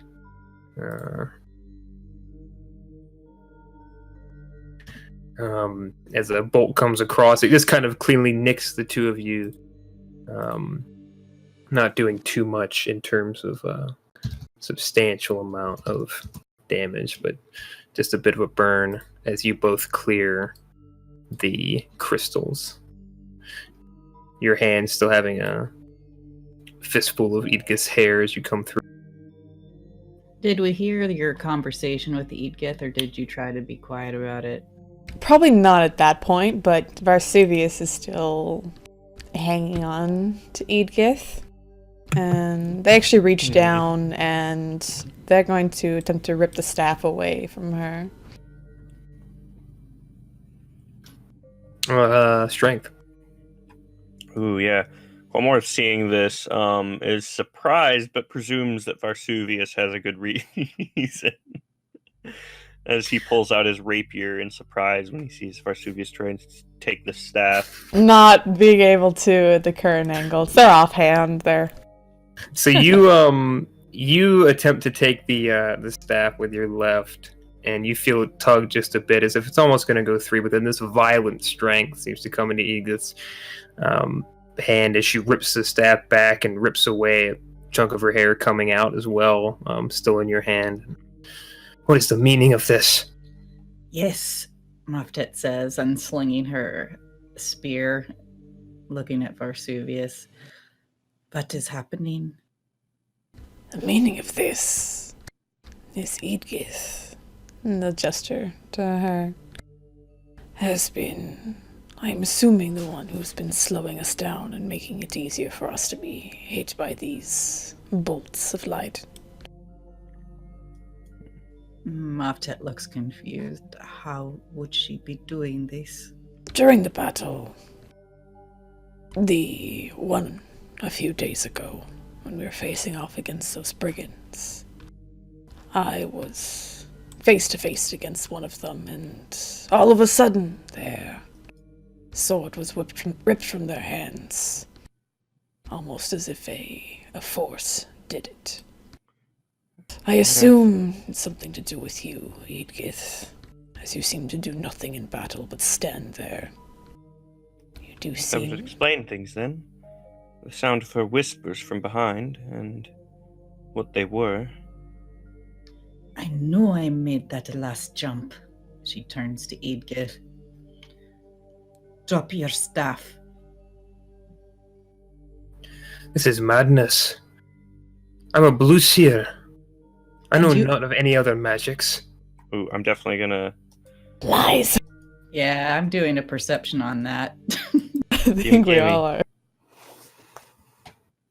I don't know if Qualmorth would believe it anyway, but Guys, No. guys just don't trust anyone. Moftet does not give a shit anymore. Oh. Vesuvius, you're not sure. Qualmorth, you think that's a bit deceptive. Moftet, you think she's lying. She hisses and she swings the staff down at her arm and just stops it very short of her hand that's holding the staff. Drop it now, you lying woman. And that darkened expression comes over her face, but then she goes calm and simply lets the staff drop into the dirt. Folds her hands behind her back. As you wish. She sniffs at her. You smell like lies. I don't know how I missed it before. Varsuvius, and she nods at the staff. Varsuvius takes the staff, leaning down and grabbing it up into their hands. They actually take it and toss it back through the courts and through the bolts, going, kind of trying to land it in amidst it. Yeah, you see it come to rest, kind of amidst all the shock, and she has no real expression at that. She just looks at it, and her eyes cut daggers back to the rest of you. Says nothing right away. At this point is more than anything, he's just, after hearing those whispers before, now he has an idea of what that would have been. So he kind of closes his eyes for a minute and listens to her more than anything and waits. and open his eyes again, paying very close attention to her now. Well then, we must get moving. Keep an eye on her. I do not know what a blue seer is, but this woman is not one. Would I know what a verendum is? Make an intelligence check, unless you have thaumaturgy Dermaturgy. or I dermaturgy. don't have thaumaturgy. You're vaguely familiar. You know, it's an implement of magic and wizardry, but you don't know the particulars of its application. Would I know that you don't necessarily need one to cast magic? You've seen you've not seen any of them, Yeah. but I mean, you've his family you- is very steeped in magic. you may know of some things. It can be done, though magic is a lot more wild without a focus. Yeah, so he's paying very close attention to her as they move on. He seems I think eager we to all leave. are. Yeah. Vesuvius is basically up her ass at this point. So you're able to proceed. You do end up coming across lose all chi. You do end up coming across a pathway that actually is familiar, and are able to follow it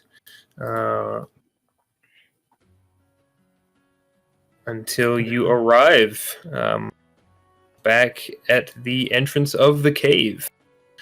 Oh,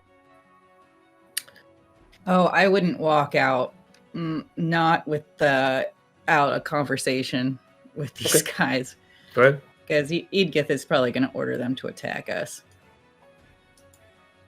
So before we exit, Moftet is going to say, "Stop. We must consult on what is to be done. As soon as we exit here, this treacherous viper, is certain to turn her men on us and accuse us of terrible things, when in fact she is the one who tried to kill us." Well, I suppose we'd best talk with them about it.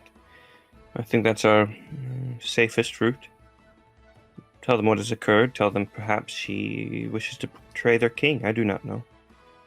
She has certainly been deceitful. I have no faith that they will believe us over them. We are strangers to this place.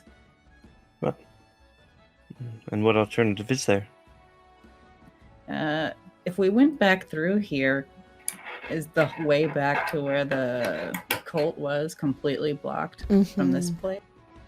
I mean, you could attempt to find your way through that way, though Edgith was guiding you. It would be rather difficult to try to do it yourself. Okay.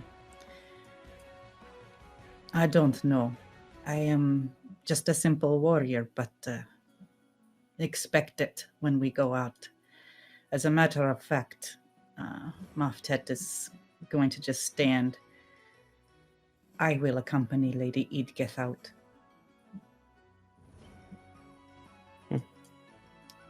Very well. Let's go then. Perhaps things will go reasonably, I hope.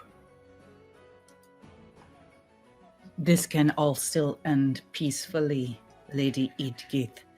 So long as you try nothing treacherous, we will return this vial to the town as promised. I have no expectations from you. We shall see.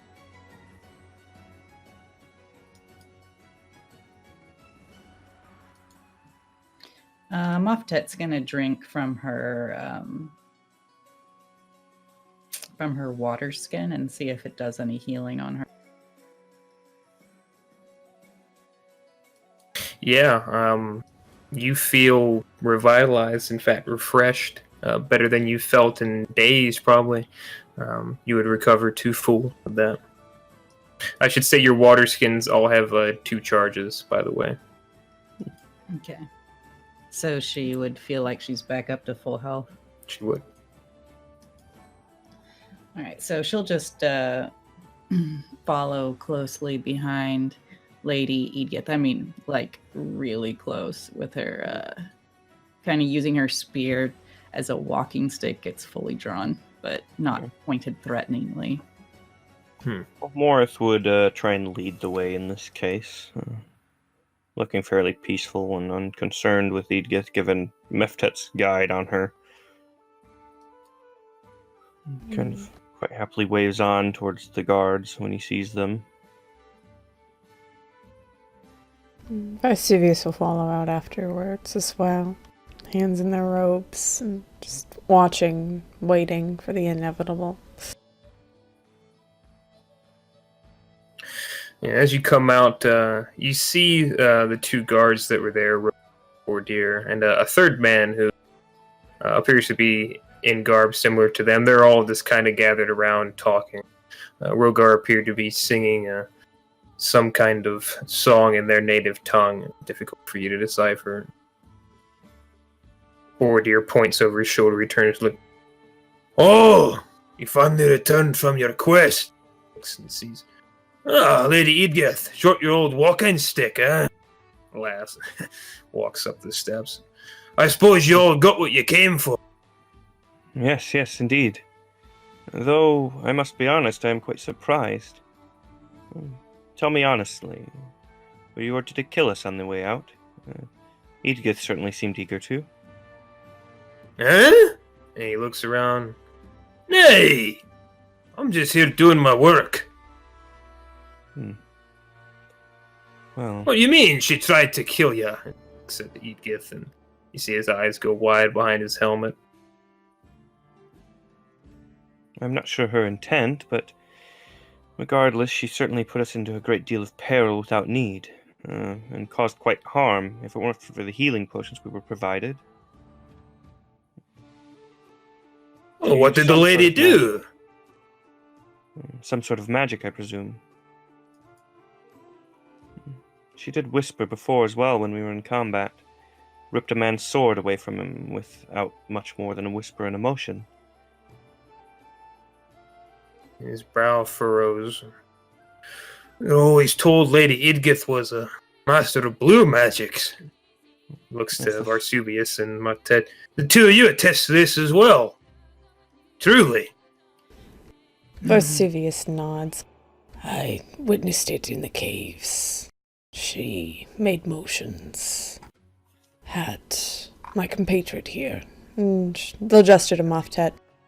as they were attempting to avoid certain dangers, had willfully put them into it, using whatever magic she possesses, though she claims not to have any.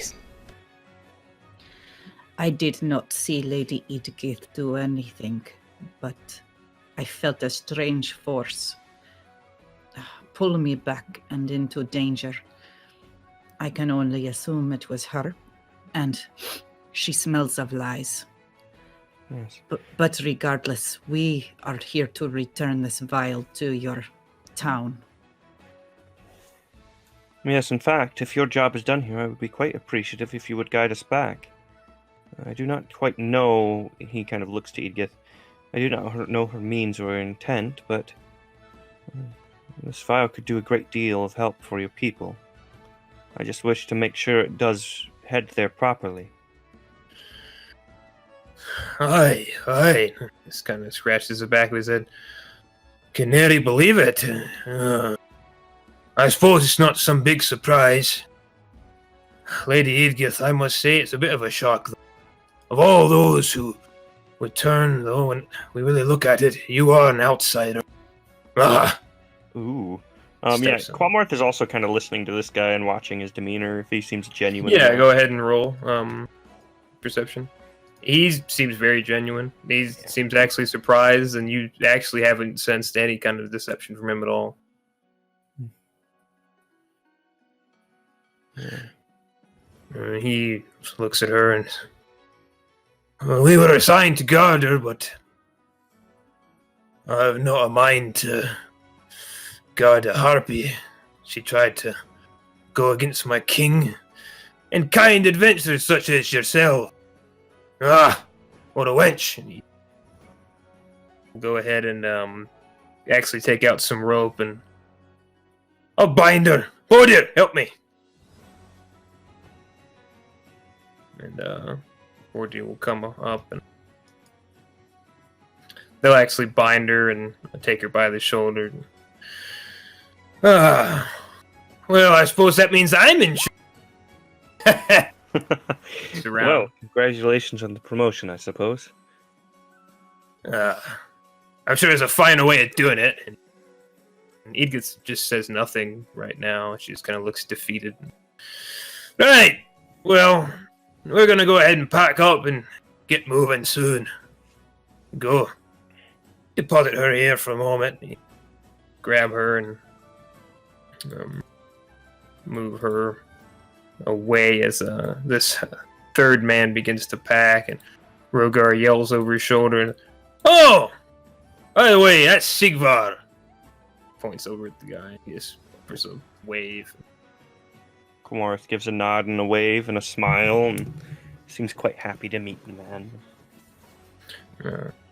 Moftet's still not convinced. She's just keeping a tactical eye on the situation now that Edgith is behind them and out of our reach.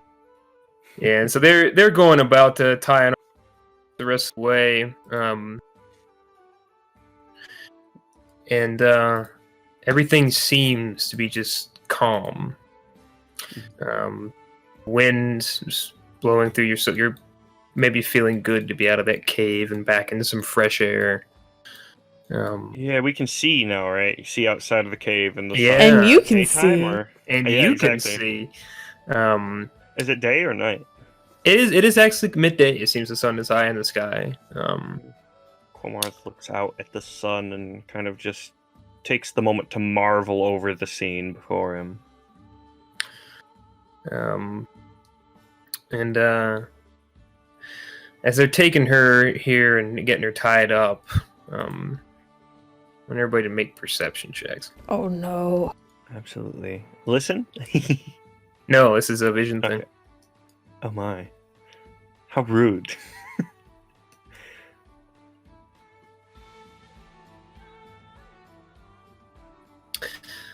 I would say that Quamorath and Matet both see it pretty clearly. Out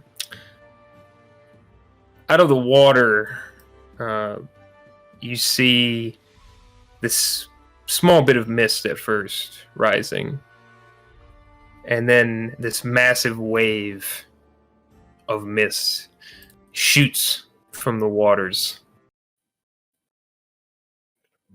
and engulfs all around the outside of the cave. Time seems to stand still a moment. Go ahead. I was going to say, Quamorth is still near kind of the entrance to the cave, right? He is.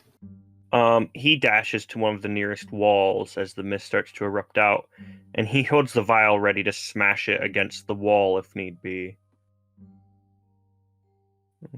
Holding it up high, out of reach and ready to move, kind of in that position, just in case.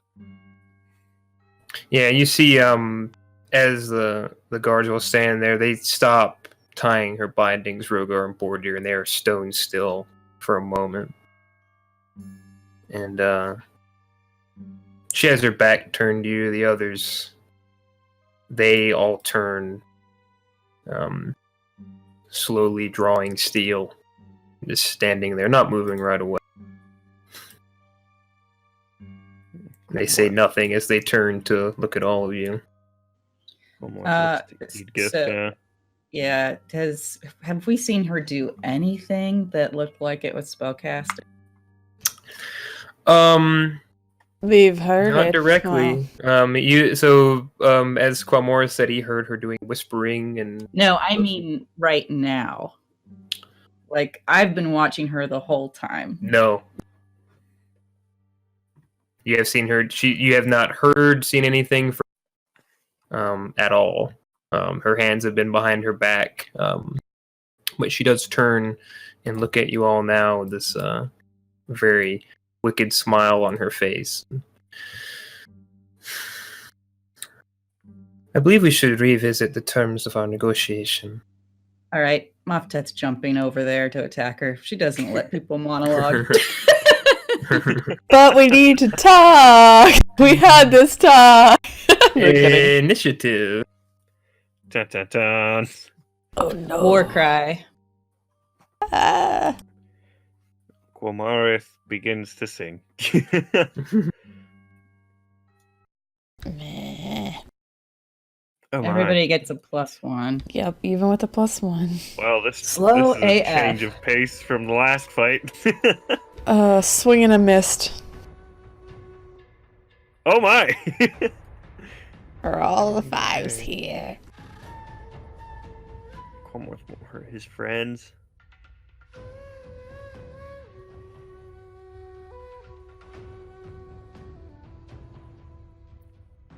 Ooh.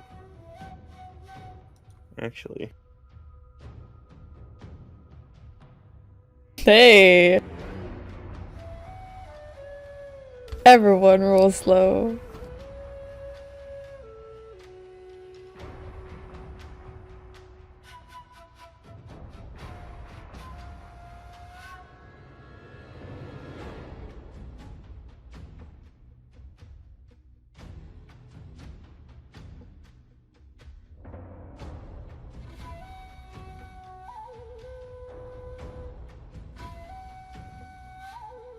Quamorth, to answer, they are distinctly different.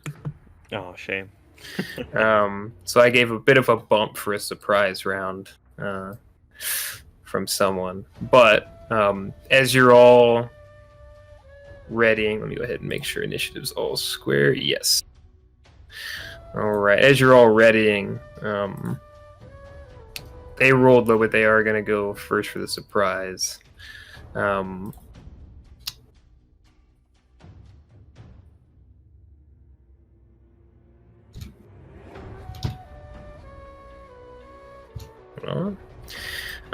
You hear the bushes around you rustle, and you see some familiar faces pop out. Well, maybe not familiar faces, but familiar masks pop out, and from the bushes, and Our friends!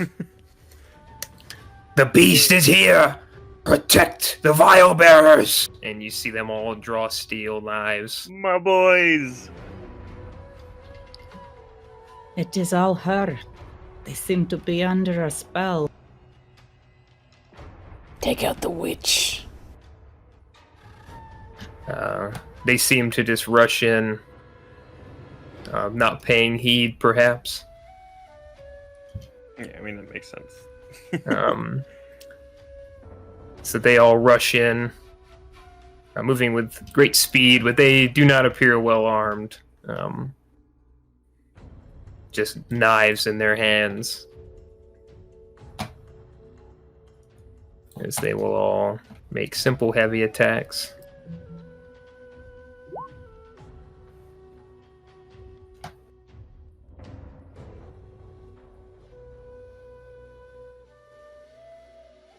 Oh. Get her. Yeah. You can do it.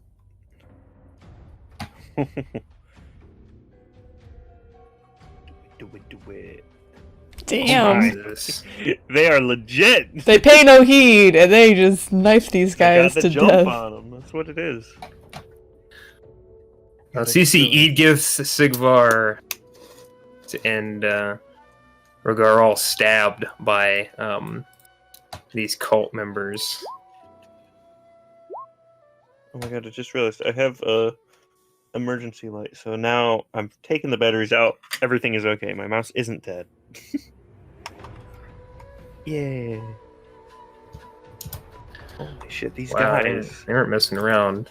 They're not Yeah, so fucking about. With fervor, they all rush forward, and you see just a rush of knives as they all begin to stab at each respective opponent.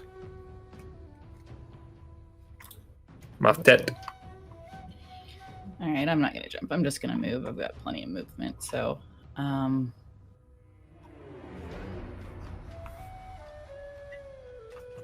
going to end up right there, basically. Just go around.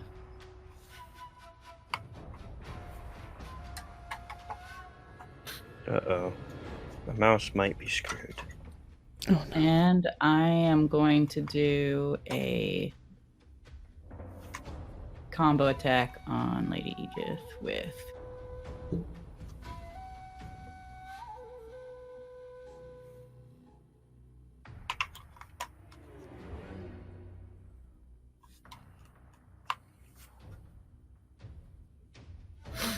I am going to do an out of turn action though.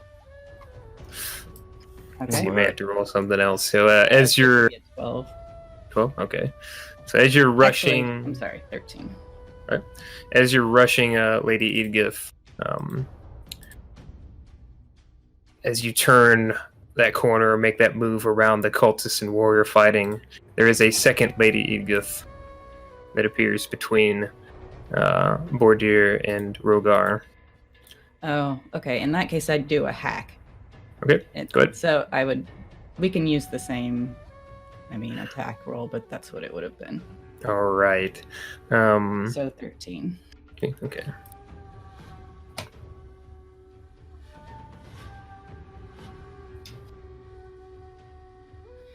Ooh, damn. Is the other one gonna roll? Yep. So they both managed to dodge. Yeah, so both of these Edgiths appear to dodge, laughing at you as you swing. All right, I'm gonna do it again.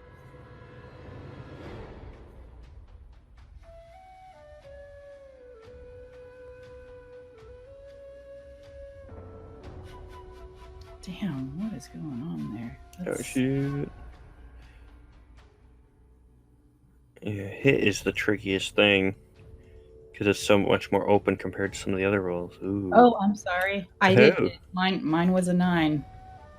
I was going to say, do you have the +1 from the song? Yeah, it's +1 from me and +1 from you, so that's 9. I guess. Oh yeah, the both hit. All right, so you do hit both of them. Do it. Drop a smack down. Oh, shit. Oh my god. And that was just ×2. I rolled 2 12s. Oh my gosh.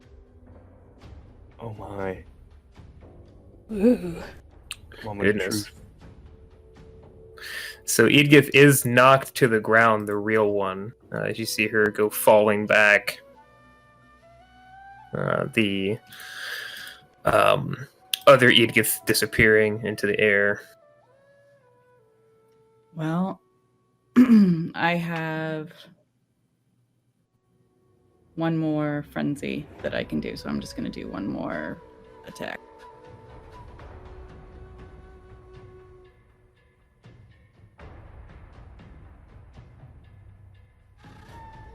I forgot the +2 again, so that's 17.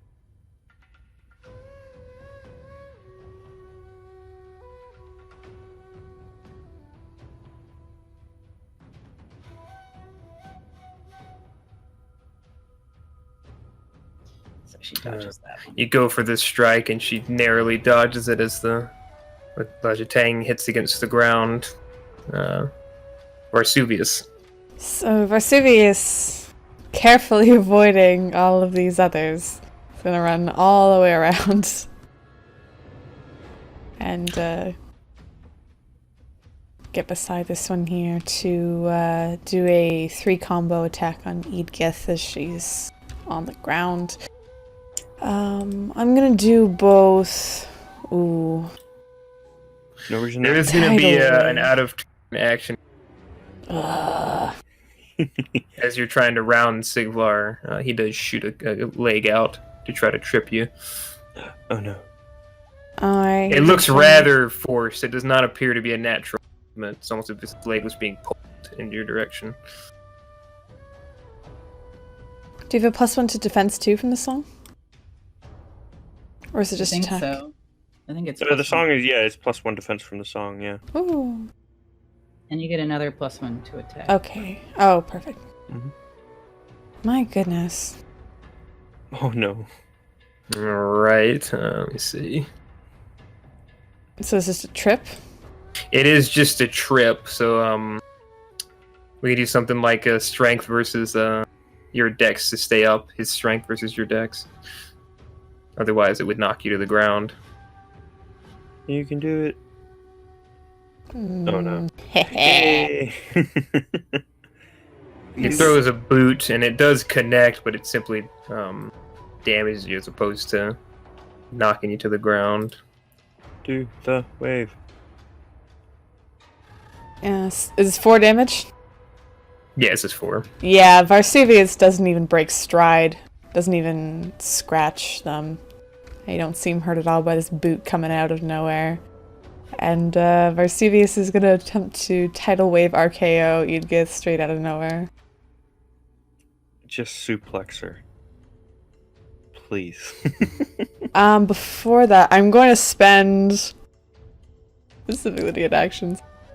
I'm going to spend 1 unarmed on Kata, and then I'm going to spend another unarmed to go feral. Okay. And as usual, the jaw hinges as the claws come out. And Varsuvius is aiming for Edgith. Just gonna see how much, let's see.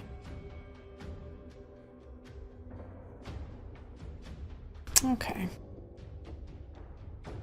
That's alright.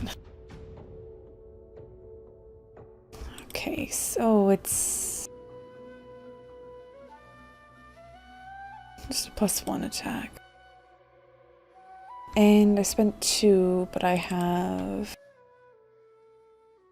4 unarmed actions. So I'll spend 1 frenzy to do this 3 attack. Ooh, Yikes. big yikes. This is the tidal wave. I think she's done, but let's see what happens. Come on and slam.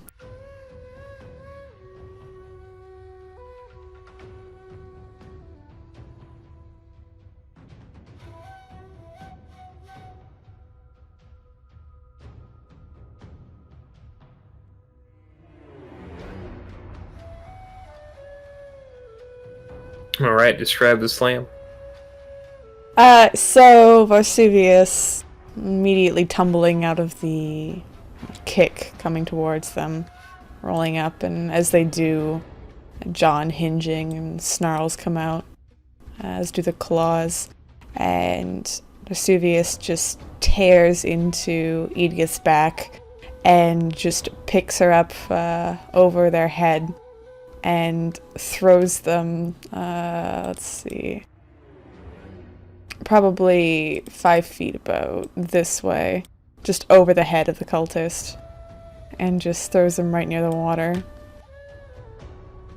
You hear a sickening crack as Edgith just rolls face first on the ground, just sprawls out, and a look of shock, and she looks around. No, not yet. And she appears to expire. You see, she starts to become more wrinkled. Hair starts to gray until she begins to slowly just decay, advancing through ages. Anything else from Varsuvius? Varsuvius, they can do huff and puff a little as they're kind of in this form. I think I'm able to attack him as well. No. That'll be all for Varsuvius for this round. Yeah, I was gonna say, do they seem to break their demeanor at all, or? Go ahead and take a look, Quelmore. Yeah. He's watching all this go down.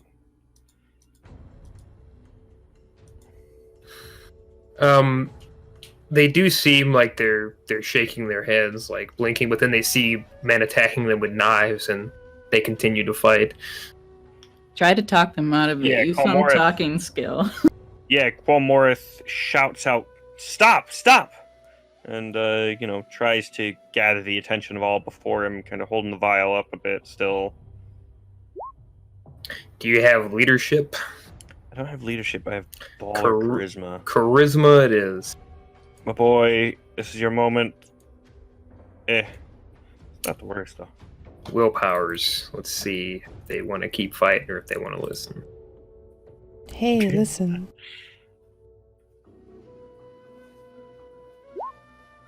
Oh, shit. That one's eager. The warriors seem to relax a bit, but then that changes a bit whenever they see the cultists coming right back at them with knives, just consumed by fervor. You see them. One of them is even foaming at the mouth. One that is nearest Varsuvius. You're not sure who looks more angry. They are rapidly advancing. Or the human who's foaming at the mouth. Yeah, that's Yeah. They seem to have no fear, and they do not care who they're. Now, the cultists or the other guys? Cultists. The warriors. They relaxed for a moment when Quelmore spoke, but then they tensed back up and went back into guard because the cultists are still coming at them. Shit. Qualmorith will then. I would say 2 actions for making that roll. You've got, frenzy. That's pretty much him. Then, yeah. His attempt as he tries to calm them, but fails. As the overeager cultists continue fighting.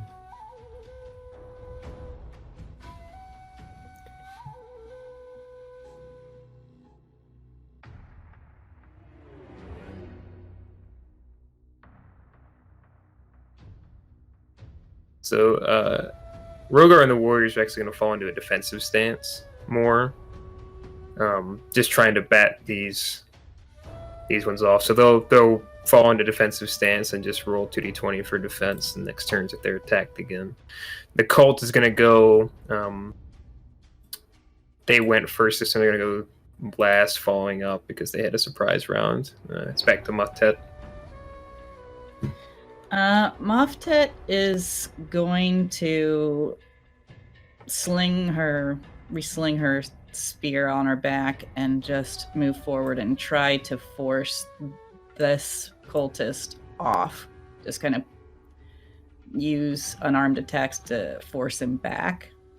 She's not trying to use lethal force on him, but she's doing what she can to separate them. I don't know what the mechanic is going to be. We'll say you'll just do half your damage because you're not striking to kill.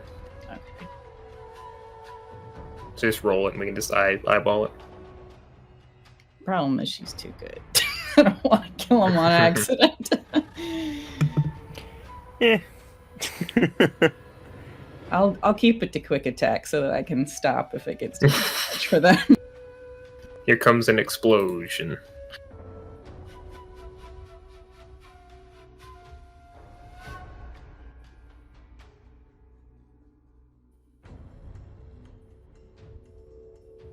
So that's the first one.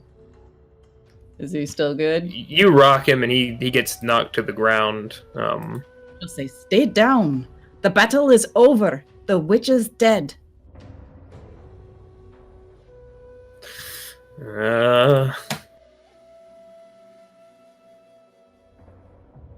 He looks for a moment as if he's gonna get up, but he just kind of pulls himself backwards, staying on the ground, keeping his knife close in hand, watching Bordir. If she's still got, she'll move, do it again. She'll do it to everybody. Go ahead, till you run out of actions. So, she probably actually didn't even have to move. No, for unarmed, she does. She's got regular reach. Oh, God. Damn. Poor lad never stood it. So is this going to do regular damage? So do I need to click ×2 for critical? No, because we were having it before. Yeah. So. You're trying not to kill. Right. That also knocks him to the ground, I'm assuming. Similar kind of thing. And she's doing the same thing. The battle is over. Stop it. Yeah, And then she'll move over there. we can just say that Yeah. one way or another. They kind of come to their senses. Yeah. Nice. Colmorth pockets the vial again, keeping it safe as he regards everyone. Well, at least that's over. I think there's no more need for fighting now. Now we just need to decide. And she points to Comorth. What we are doing with this? What was that creature? You said she was the beast? Moptet will walk over and, try to give the first guy she pushed down a hand up. He stands up and looks at her and looks close. It's almost nothing left. She's almost decayed. No, not her. She was a vessel. There was another. Could feel it. Do you know what it was?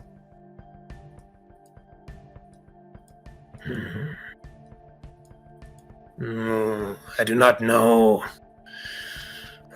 We know of magic, know of its feel, but not its art. She had power on her own, but there was something within. We could sense it. When she was there, when we saw all of you, there was a presence within her. You think she was possessed by something or such? I've heard such stories, but... But look at her. She looks like a woman of great years, a grandmother at the end of her time.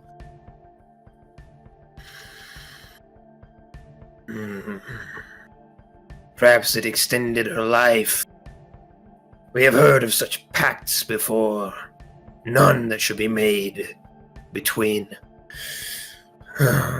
Koth and whatever. But that magic, powerful mind control. Yes, he kind of looks then, Comorth, to the regards. Yes, she seemed to do quite a number on you. Are you alright now? I feel like someone's been fucking pounding in my head. I just leaned up against a rock and that fucker stuck me. Yes. You're met them all inside. right. They seem to mean well for the most part, aside from, well, and granted, she did mind control you into attacking us, it seemed.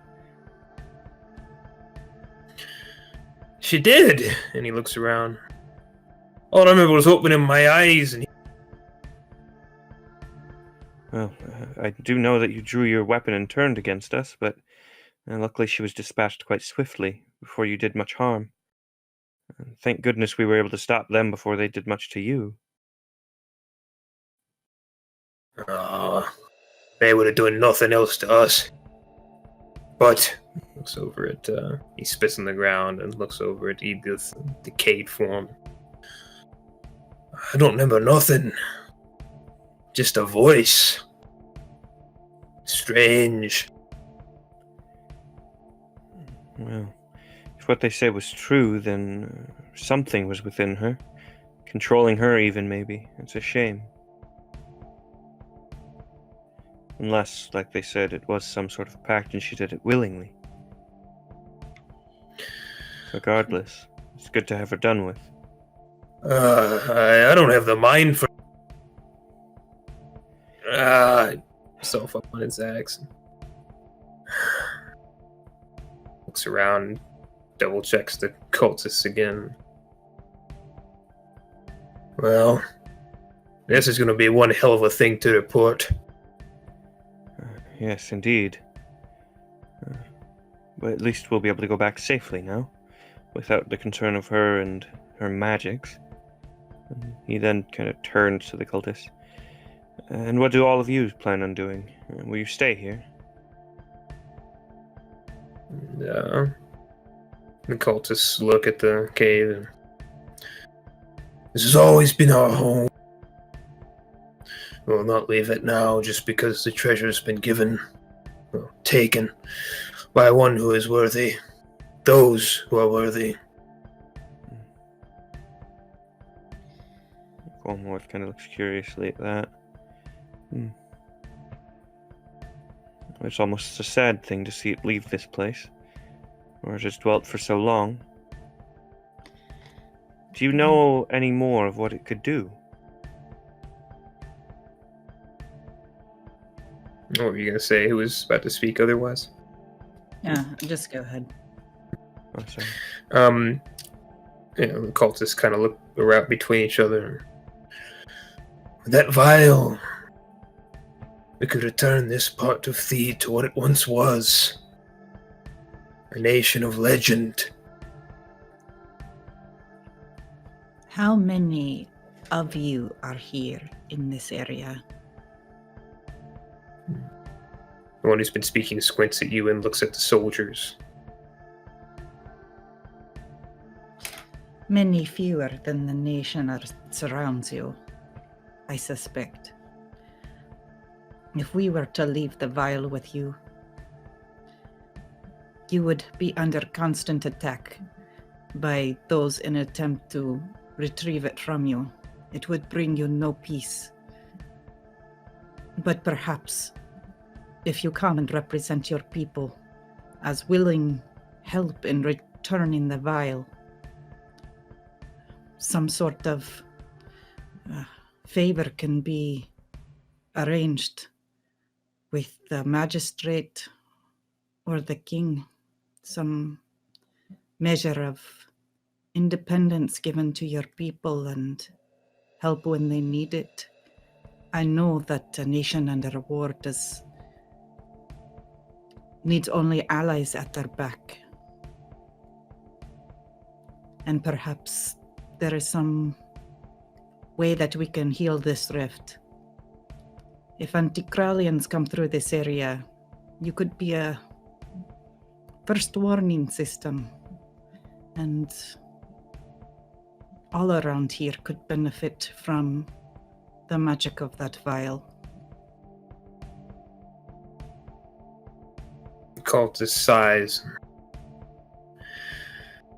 Your words are wise, but you could never understand. My father and his grandfather, they watched this land become what it is. Maybe for them, it is better. But there was a time when this place was truly free, when there were such wonders here. Roots around in his back pocket. He pulls out this, it looks like a heart, but it is engrossed in wood. You see this? I see it, but I do not recognize it. This was of my great-great-grandfather. He was a man of these many years ago. The presence of the witches waning. When there was still a bit of mystic energy in these woods. He was a caretaker of the dryads, wondrous creatures of bark, oak. He cared for them and they cared for him. And one of them, in their dying throes, in regards to his loyalty, truly gave him their heart. These men's ancestors butchered those creatures with no remorse, not a care in the world. Because they wanted this land. They've got it now. We'll keep what little is ours and hope for better days to come. That vial, I would fight war for it for years, aeons, all me and all my kin, just to have back what beauty and peace this land was before they ruined it. And could they truly be brought back, these dryads? There is one among us. Powerful shaman. You did not meet him. Old, keeps to himself. We've been trying to bring him the vial for years. We failed. But you have succeeded. We would not challenge you. The vial is yours to do with as you please. That man could bring it back. This land could be that way again. As long as the kingdom of Theed did not come back to our lands, there would be no war. But I know King Mok. We have sons and daughters that work there in his castle. He is an honorable man, but he holds his lands with an iron fist. I know what will happen. I'm willing to do it anyway. And what will happen to your land when it is overrun by the enemies of King Mok, who may not be worthy of that title, honorable? She does have a point. I see this as a turning point for you. He kind of motions to both the guards and the cultists. You can stand divided here, wage war on each other, and have another nation charge in and sweep up what remains. Or, perhaps, with the strength of this vial, you could work together. Bring a balance to this place the likes of which has never been seen. And repel anyone who ever tries to invade it. You gain your freedom, restore your wild, and then the kingdom have a flourishing wilderness to support them. I see no reason it should not be this way. Please listen to this bard. He is a man of wisdom. You look at these men and you see their grandfathers, but it is not they. A man cannot be punished for the sins of his fathers, but only for his own transgressions. Look at them and see men such as yourself who seek to protect the ones that they love.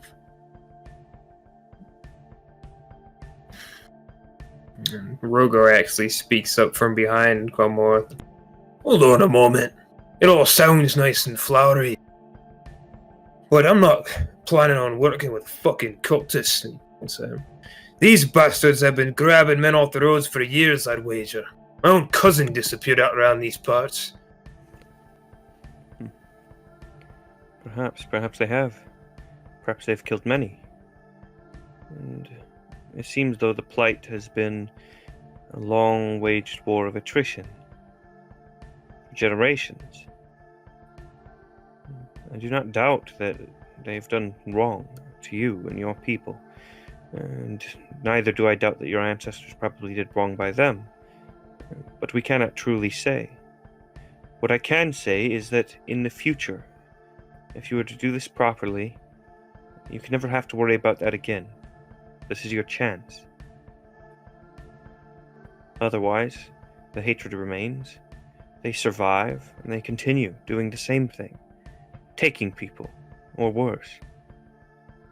You have the chance to change that. It may not be pleasant, it may not be the way you wish it to, but change nonetheless you could bring. I have a feeling you are wasting your words. Maftet walks over to Varsuvius. I am tired from this. What do we do? Well, Comorth, you can roll either leadership or charm. I've got charisma. Oh, actually, wait, I do have speech. I've got speech, yeah. It's like the persuasion thingy. I think usually charm, but I don't think there is a charm, is there? I think there is. Oh. I don't know, I could be wrong.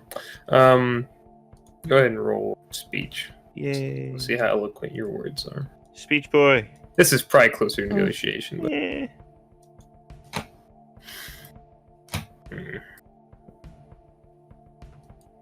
Not my finest roll. but that's a 1, so it doesn't matter. Wow. Yeah, so Sorry. they both kind of look, and it's at Sigvar actually behind.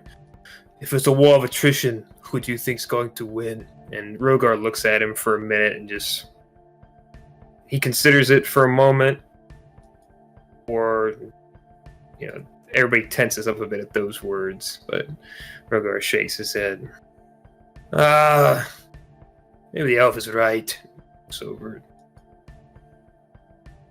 I can't make any promises for the king. I'm not his fucking caretaker, but if you got somebody who you want in as a delegate, I can get you in. Cultists Very look good. at one another, and the one you've been speaking with steps forward.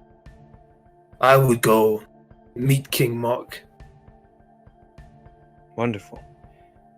And this dryad of yours, if you were to restore him, could you bring him along as well? Would he be willing to? It would take the vial to bring her back, but were I to find the shaman, perhaps it would be a few days. It's not an easy process. Well then, I can think of no one better to end this conflict. He looks to the guards. Would you come with us? We can do this and then bring it straight to the king. With their proper representative, this may be the first chance at peace. Your war to the south, I imagine with the help of a dryad, forest magic, it sounds...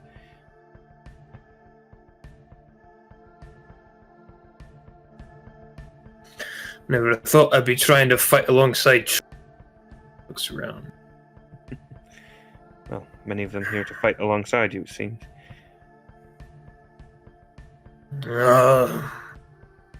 I'm hesitant to see such witchcraft. I suppose we could see the result, but I'd rather not go in there if you don't mind me saying. Very well then. If you wish to make camp, I'll see it done, and we'll head back to the king as soon as we can. He I reaches will- out a hand to him to shake. Rogar shakes your hand, and the cultist steps forward as well. And Rogar looks hesitant, but eventually relents and shakes his hand as well. All right, don't pack up camp. Kick those bones in the water. I don't want to see it anymore. He goes over and kicks what's left of Edith into the water.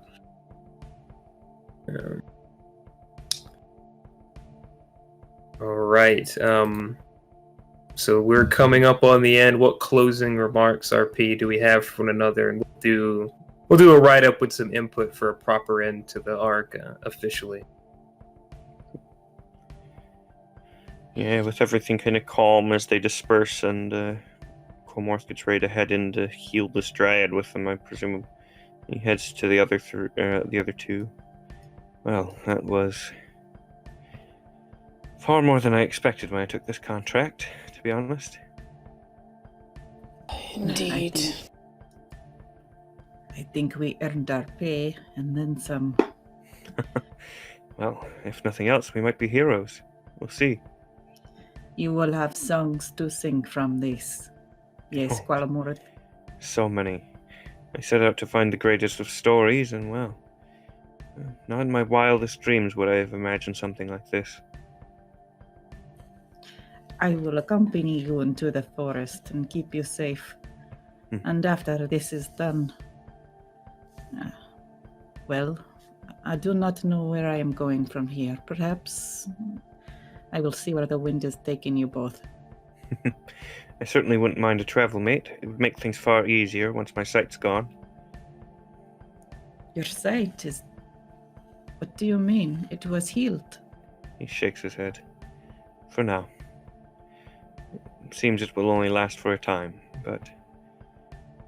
Regardless, once this is all done with, perhaps I'll be able to stow away a keg of this stuff, in case I ever need my sight again.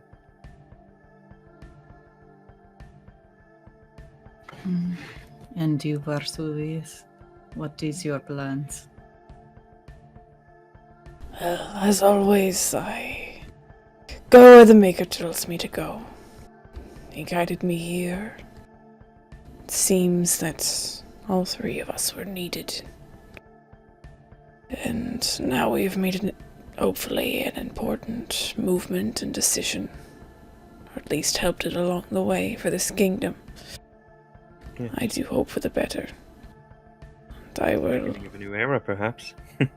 Indeed. I will follow where the angels take me. Make my way and venture off. Thank you, both of you. And he actually reaches forward and pulls both of them into a big hug. Moftet will go with it. Pat him roughly on the back. Varsuvius a little more tentatively. Yeah, Vesuvius, they're very hesitant about the hug. You can see there's not usually a discomfort look on their face, but it's very, very evident, and they're very stiff as you embrace them. And as you let go. Thank you both. I think good times come ahead. Yes. Everything takes a different talent. I have to say, for me, it is easier to kill than to keep others from killing each other. Well, all things are needed, I suppose. If it weren't for you, we wouldn't have gotten this far. So, If it weren't for any of us. I suppose. It'll be a grand story to tell, won't it?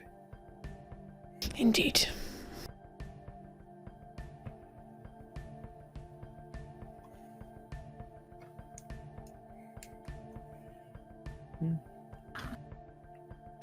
All right. So this camera begins to pan away as we will resolve what remains with a good write-up, deserving. But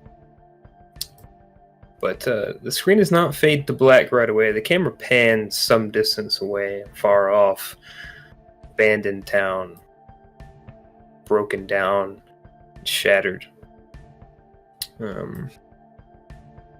There is a dark room within this broken building, exposed to the elements. A shadowy figure sits in the darkness. A chair, broken, battered, leaned forward. A man walks in, masked, armored, and looks at the shadowy figure. She failed. It was as you had feared.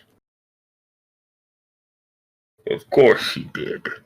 And you see a bowl go flying across the room and shatter against. As all pawns do, she failed.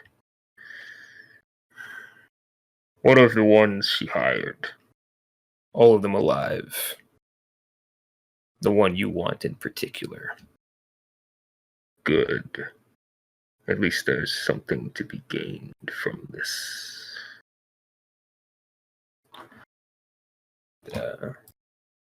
A pair of glowing eyes show in the dark as the screen fades to black. And that is the end of session. It's one of you two. My character is too simple. What color though? What color are these eyes, motherfucker? I'm like digging around for a battery so that I can stop the recording.